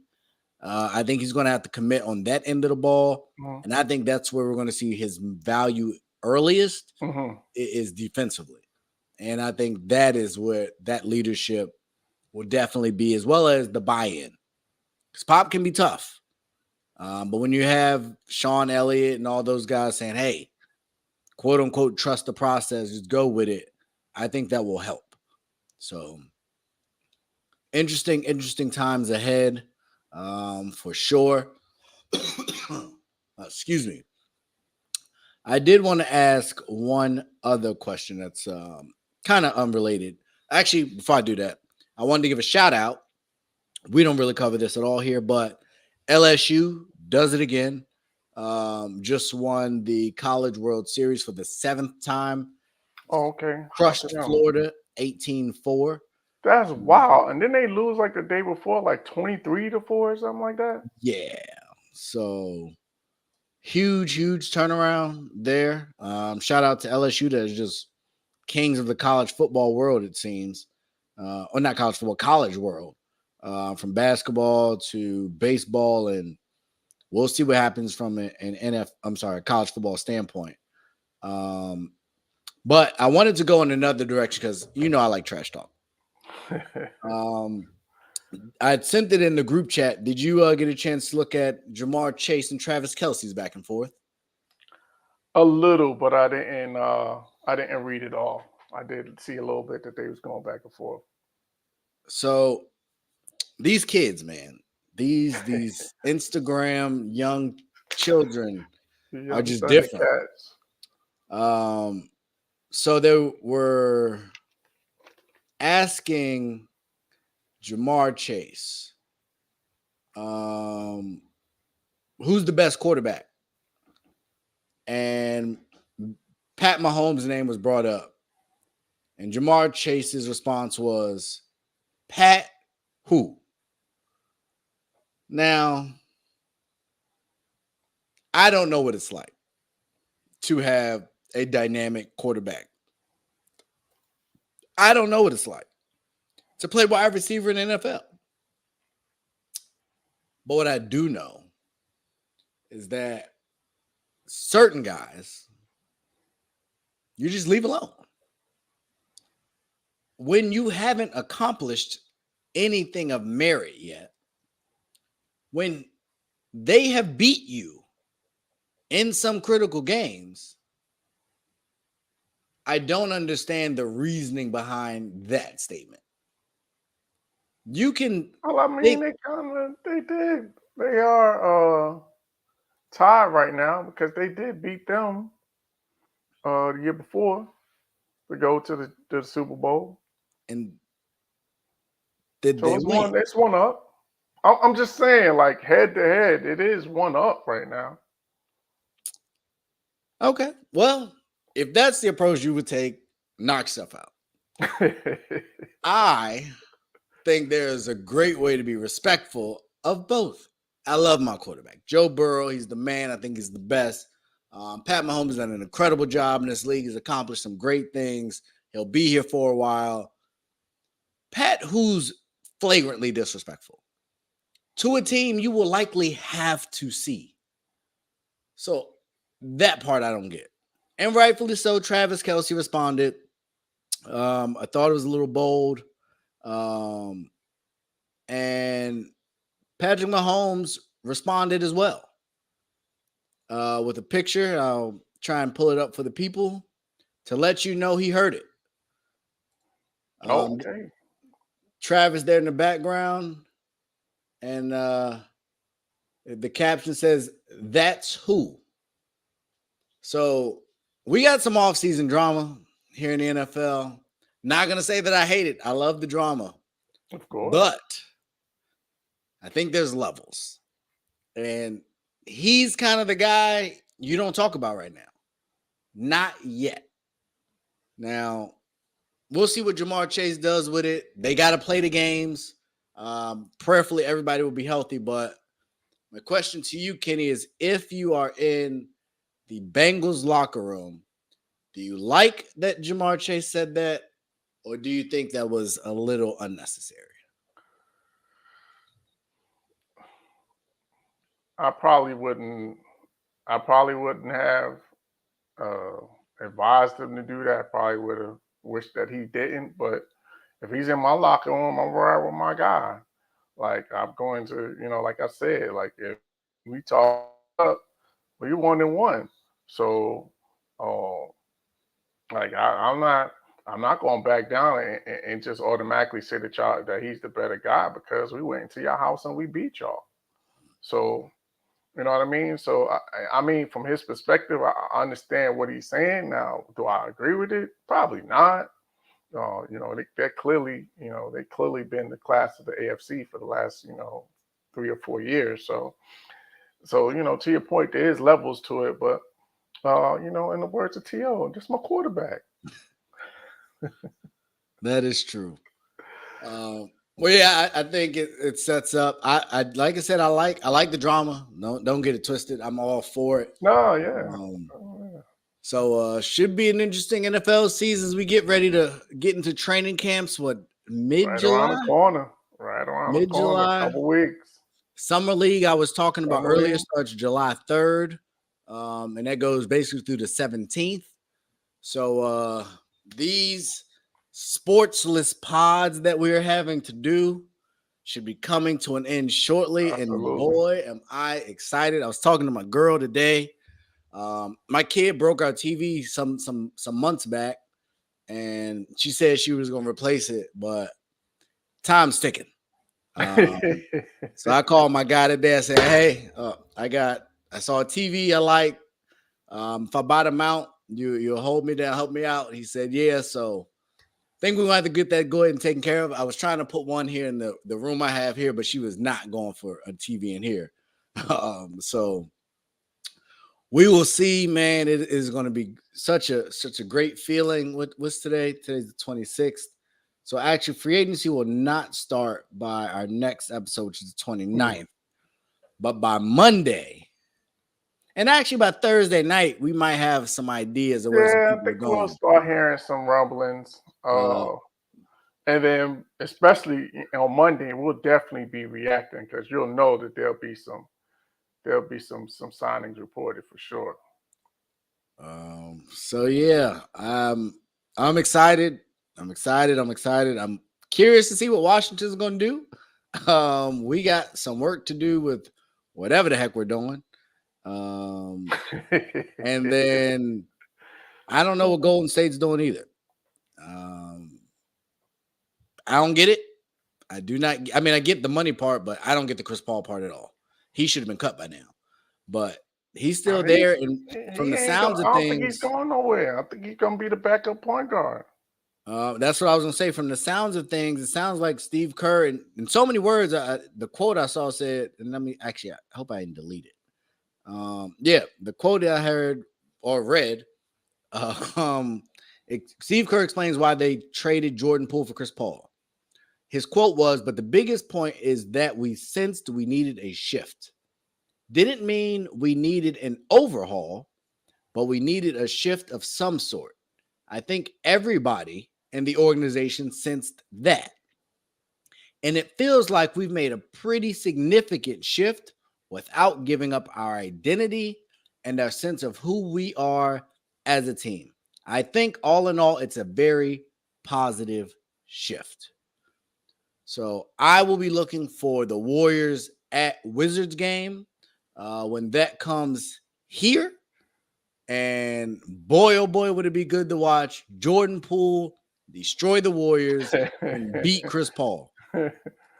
But wait, hold on. You, really? And beat Steph Curry too? You gonna leave that part out? I've You just made gonna it gloss very. past that, huh? I've made my alliances very clear. It's home team first in every situation. And again, they made it hard. I can't stand Chris Paul. This is like LeBron going to the Lakers. Like, I used to love the Lakers. Like, the way I feel about Steph, I felt even stronger about Kobe. So I love the Lakers. But then that guy showed up, and I don't love that guy. And then AD showed up, and I definitely don't love that guy. And then Russell Westbrook has showed up, and I couldn't stand that guy. So the Lakers just made it really hard to root for them because they hired signed every person or traded for people I didn't like. And Golden State is going down the wrong path. I'm not a Chris Paul guy at all. Maybe he'll prove me wrong. Maybe he'll get Steph, his dad will get him a ring, take care of his son one time. But outside of that, I have no interest in watching them wild knock each other, run around into each other, pulling the groin, playing dirty. Like, it's just really anticlimactic for me as a Warriors supporter. And really, I'm a Curry supporter. And I think they just hamstrung the next year or two of his career with this mess.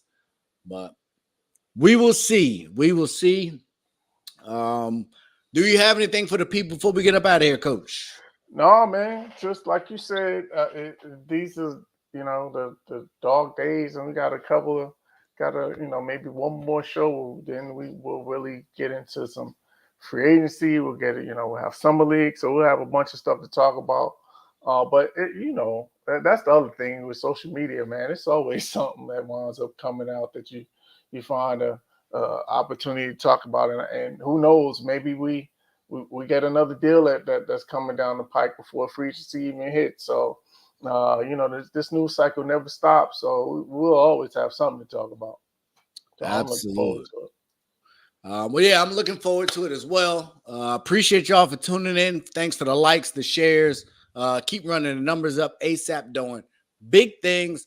If you guys have not, go check out that interview with Mike Hughes, and I believe it was Reese Scott with Ice Cube, who had a lot to say post that interview about the big three and the NBA's lack of help and really stymieing his growth.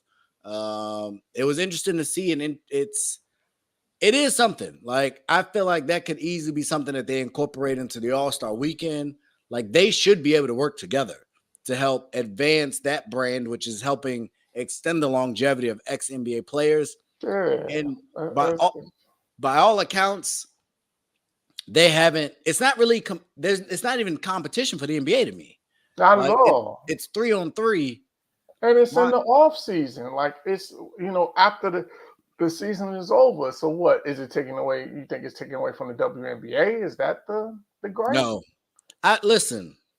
And you just brought this up, so I got to speak on it. And y'all can hate me if you want. You can hate me now. We got into the Brittany Griner situation last week, and I said what I said then. And she just keeps talking. And somehow she got voted as an all-star, but whatever. But when you have Angel Reese coming out and saying, I don't really need to go to the WNBA. I'm doing all right. I went out to eat. Me and my girl went to shoot some pool. What's today? Monday, yesterday. And I was watching the Mystics and Liberty. And these are two, by record, good teams in the WNBA. Mm-hmm. At one point, they missed like 12 straight shots. Like, I know that there are a lot of people that love the WNBA. I be trying.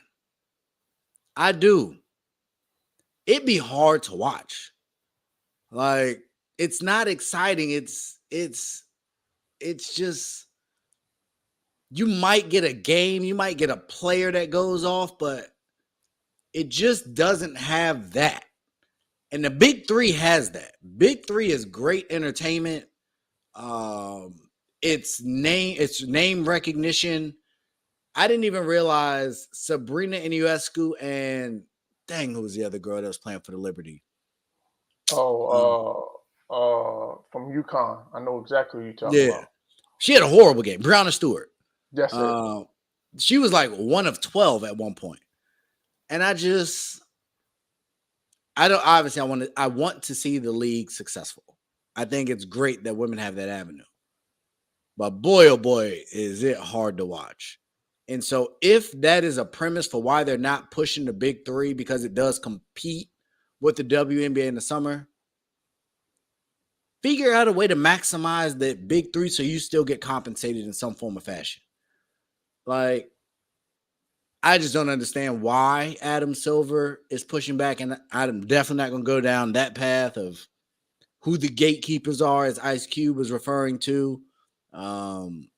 Kyrie, I think, could speak to that. Maybe Ye could speak to that a little bit more. But I think it's really sad that hasn't been pushed more by current NBA players, and probably because they're being told not to. But the same way NBA players sit courtside at a lot of these games and it's highlighted, I would love to see that more. And Cube, bring it to DC. 1, I want to cover it. 2, it's a good market. I think I would love to see that. Jacksonville, we'd love to have you down here. That's definitely would be in the building for that to check it out, because it's dope, man. Like, there's the other part, that a lot of leagues should really be ashamed of themselves. And you touched on it, and I just want to dig a little deeper into it real quick. Like, these guys, the majority of these guys are guys that used to play in your league. Like, that's giving them an opportunity to still enjoy the game and still play the game, still, kind of be, have, still get some love from the fans. Like, why would you hate on that? They gave you, they had their time in the league. Their time is up in the league. Now they still got an opportunity to be able to play the game at a competitive level. Why would you hate on that? Like, that makes zero sense to me. It's just dumb. And for me, it becomes almost like a life cycle. We got our G League elite. So we got the young guys that we are trying to focus on and help get them into the league. You get to the league, you got your career in the NBA. Great, you made it. But now you don't have to go overseas. You don't have to go try and chase a bag at the end of your career. We have this other league that's set up to help showcase your talent. Because when it's 3-on-3, it showcases your talent.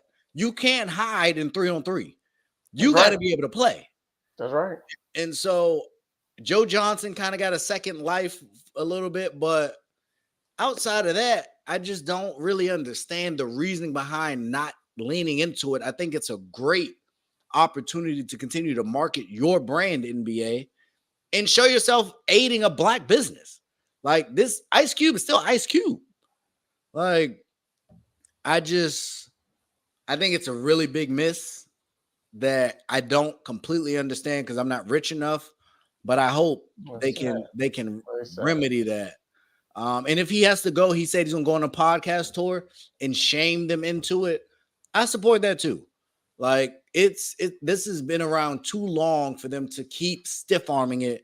And like he said, in working with me, I don't mean work with me. I mean stop working against me. Like, why are we there? Like, y'all are restricting salary caps while still making a ridiculous amount of money. And now y'all taking Saudi money, which I nothing against that, but Saudi now owns 5% of Washington Monumental Sports. And now they're talking about moving them out of DC into Virginia, which is a leverage play because they need a new arena. Like, I don't get it. I don't get it at all, but maybe change is going to come. Maybe if enough conversations, if he goes on the shop, if he goes on Pat Bell's podcast, if he goes on Draymond Green's podcast, he goes on JJ Redick's podcast, maybe the leagues and networks will take notice and say, hey, they're not going away. Let's lean into it. But we're going to see. I hope for the best. I'm cheering for Q. Even the broadcasting and promo of it, like, there should be commercials. Y'all ain't got nothing else to show, especially not right now. And then, like, let's get some more games on. Network television. Like you said, there's a void right now. So you could put and they playing on Saturday afternoon, so ain't no reason that you can't put them alongside because they were on. They do some games on CBS, but a lot of it is streaming, and I think that's what he's talking about. Like, when they first came out, the first few years, all those games was on. So, like, now it's like a split between the live and the streaming. And I think that's what he's referring to when he's talking about them not helping because he's not getting that network support that he was getting before. Agreed. And the next, just so I can put it out there, the next is this Saturday, July 1st. They'll be at American Airlines Arena. So they're at arenas. Like, y'all can lean into it. Hey, Mike want to jump on. I didn't have it up. What do you got? Did you want to speak on this? Yeah, I got you, Mike. Mike is while I'm pulling it up, is our correspondent that covered the Big Three in Chicago. Phenomenal job. I gotta find him in Facebook Messenger, probably the fastest to try and get him on and give us his thoughts, or even provide some insight. We might get some breaking news here. I just sent it to him as well. So, okay, cool. Mike, I sent it to you. If you are there, I don't know how. I guess he was tuned in. But yeah, Mike, we did send that over to you. So when you get a chance to jump in, but I'll just kind of talk a little bit as well. I get Dallas. Mark Cuban is a little different as far as his mindset. Even the things he's doing with healthcare, trying to make that more affordable for prescription drugs to people. Shark Tank seemingly values entrepreneurship, things of that nature. Here we go. Mike Hughes in the building. Yes. I got a bone to pick with you, sir. Me? Yeah. I was shouting you out. What'd I do? You just be handing out superstars for nothing, bro? You're messing with the league right now, Ray Bond. Y'all don't have no superstars. We didn't have nobody. We could have gave you some. Listen, bro. I already got one shooting guard that ain't all that. I don't need another. Don't disrespect Bradley Beal. I am going to disrespect Bradley Beal. Led the league in scoring. On a bullshit team. What? That team went to the playoffs. So were the Bulls. When? Last year? Mm-hmm. Yeah, but Zach LaVine didn't do nothing. Yeah, but Beal didn't do nothing. He did. We just weren't good enough. We have Russell Westbrook. Oh, hey, Kenny, I appreciate your team for not messing with my team. Matter of fact, the Knicks just declined Derrick Rose, so I can bring Pooh he could home. come back home. He could come Man. home. Yeah, we can look. Ray, why can't you hook me up like that, Ray? You out here making super teams in Phoenix and giving the Boston Celtics Porzingis. What? Listen, I didn't want it. I would have sent you Porzingis for I don't know. I don't know. I don't have anything. Yeah, I don't know. We would have DeMar. I don't know. I don't even want Porzingis. Why are you helping the enemy, bro? We sent him to another conference. You sent him to Boston. Oh, I was talking about Beal. Yeah, Boston's not going anywhere. Mark my words. I'm out on Boston. Been out. But were you guys talking big three? I didn't even know. I just jumped in. Yeah. No, we were. That's why I was ironic. You sent I thought that's why he was jumping on, not to talk trash about Washington. No, sir. I had a bone to pick. But I did we were talking about basically, I don't know if you saw Ice Cube's interview after the fact or his live on Twitter. I don't know what you would call that. I hear you though. Yeah. But he basically talked about his experience. So as somebody who was there and in an NBA arena, what is the hang up between the NBA and the big three, or what you saw?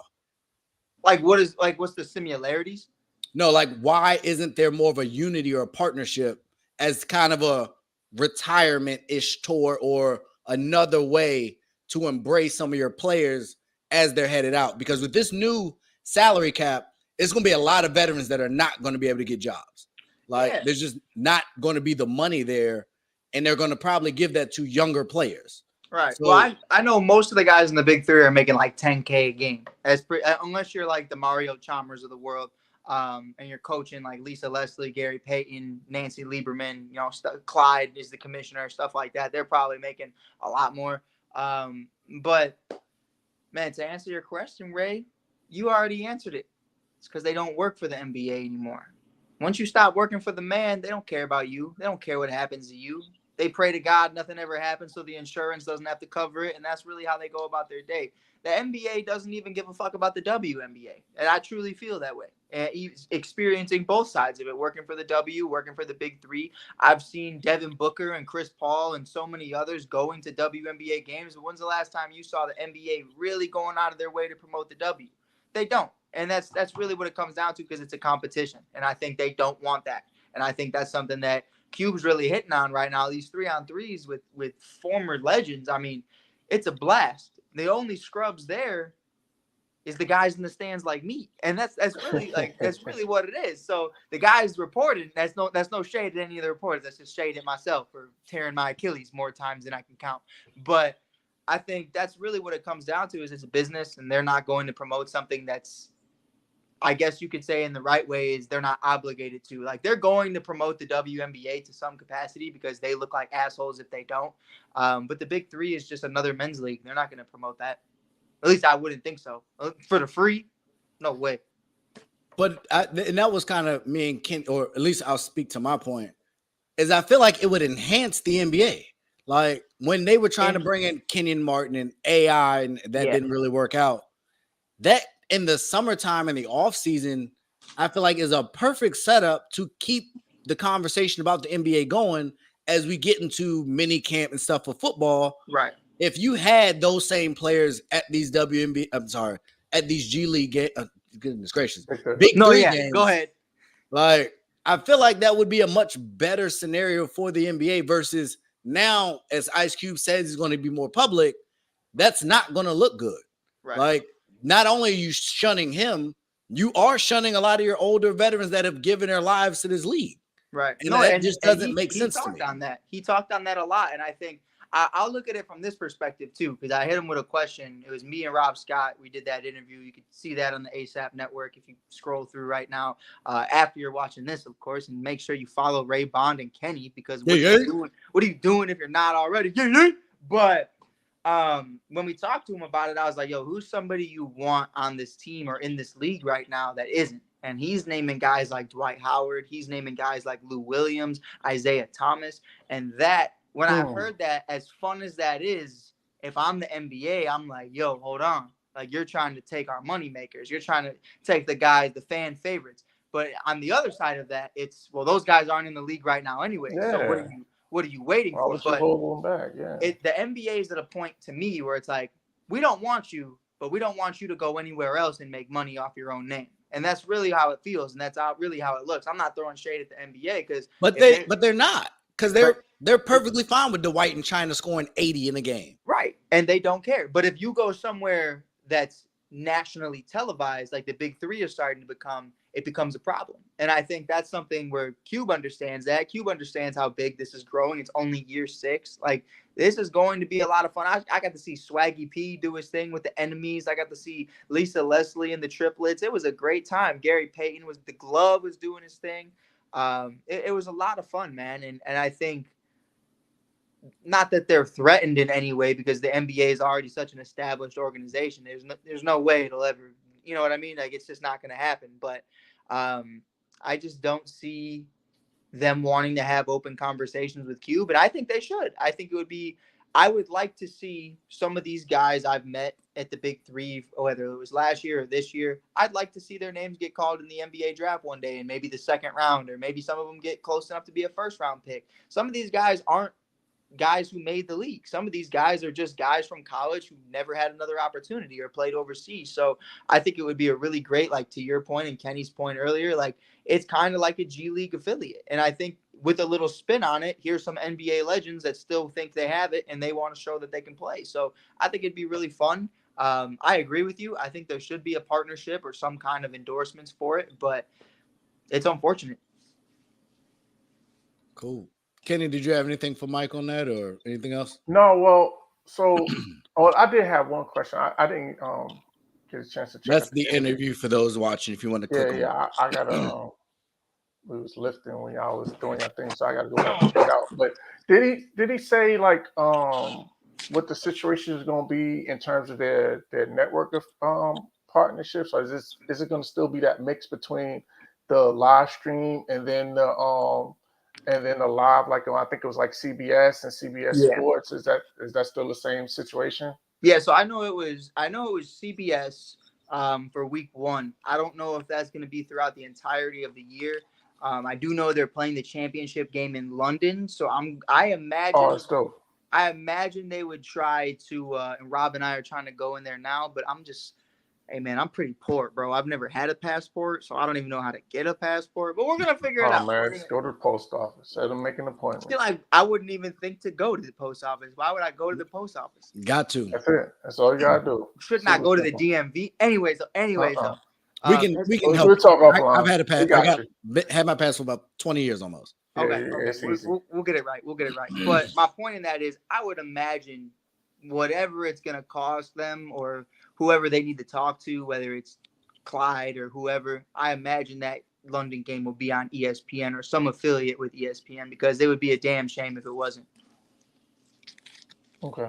Yeah. Now that's what I was curious about, because it seemed like, and that's what me and Ray was talking about, like in the beginning, and I think that's what, and you could correct me if I'm wrong, I think that's what part of Q's issue is that in the beginning, like, it was all of the games was on CBS. Like, they had like a whole weekend, like Saturday and Sunday, where the games was on like all day. And I was in the summertime, I enjoyed that, because you know that you could be able to watch some ball on the weekend and watch some guys that, you know, see if they still got it.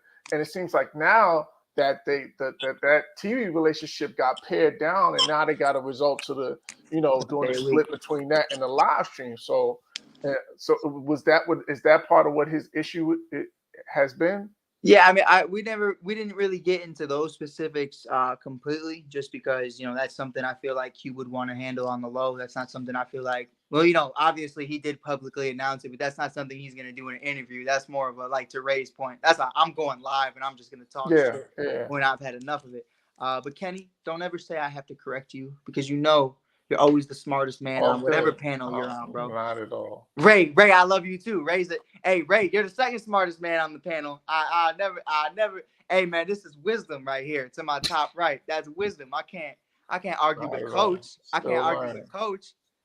We all learning, bro. Now, But if yeah, I need, it just was interesting to me that it seems like it's almost to where they're almost. I think to your point, man, it's like they're trying to pigeonhole him and keep him, Yeah. keep a ceiling on him to where he can only grow but so far. And I Right. think that network thing to me is the biggest sign of them trying to keep that, keep him under wraps. So I just think it's real unfortunate. yeah, and I think that's been Cube's whole life. Unfortunately, I think his whole life trying to make it out and trying to do everything he did with not only NWA but his music career and obviously becoming an actor and a producer and a writer. It's always been a dogfight to be sweet and short on it because it's just how it is, man. I mean, in a respectful way, it's everybody has that mentality of it's a white man's industry and that's how it's going to be, and nobody wants to see a black business succeed in this kind of wage, and that's really what it is. So I know Adam Silver doesn't want to partner with him, and I can openly say that it's racism throughout Wall Street, it's racism throughout everything, and that's how it's always been. And now we're in a society where, okay, cool, you don't want to put me on CBS, fuck you, because I'm going viral right now on TikTok, or I'm going viral on my app, or I'm doing whatever I need to do to get the views, and I'm loving it. I think Cube's making noise even without these big time networks showing him up, even CBS. Like, I couldn't even tell you right now what channel CBS is on, but I damn well will find the game on the time the game is on. Like, people are starting to figure it out. So before I head out, Sure. I do want to say it was an amazing time, gentlemen. I miss you guys. I miss you guys so much. I miss I miss our Friday shows. I miss Chris Robinson. Oh man. I don't miss Freddie Henderson, but I miss you guys. Hey man, I've said it before, but I just want to say it on air and say it publicly, man. Mike Hughes, for anybody that doesn't know, in my opinion, Mike Hughes is the next young media star in this business because he's been moving and shaking ever since he hit the scene. So I just want to salute you, man, and keep on making it happen. Keep on doing what you do, and we super proud of you, bro. I appreciate you guys, man. I'm gonna catch you guys on the next one. And Ray, I'm gonna text you about this submarine stuff, bro. I got some conspiracy theories. I gotta read. Oh man. Oh, see, good night. Yeah, I gotta go. I've said too much. I got the FBI agent coming to my house right now. Yeah. Absolutely. Appreciate Mike jumping on, giving us that insight. You never know when you tap into Real Talk what you gonna get. That's what I'm saying? Make sure to like, share, and subscribe. Turn that notification on for YouTube so you know when we go live. But yeah, that's all I got. It was a pleasure having you, Coach. Your wisdom and insight, as Mike talked about, is always welcomed, as well as the debate. So look forward to great things coming. Thursday, one more episode, and then we are back, baby. One more episode. Hopefully we get some gems that night. But y'all have a good evening. Y'all take care. Stay safe. Enjoy your weeks. And we'll get ready to celebrate this holiday in the coming week, as well as more sports on TV. Y'all take care.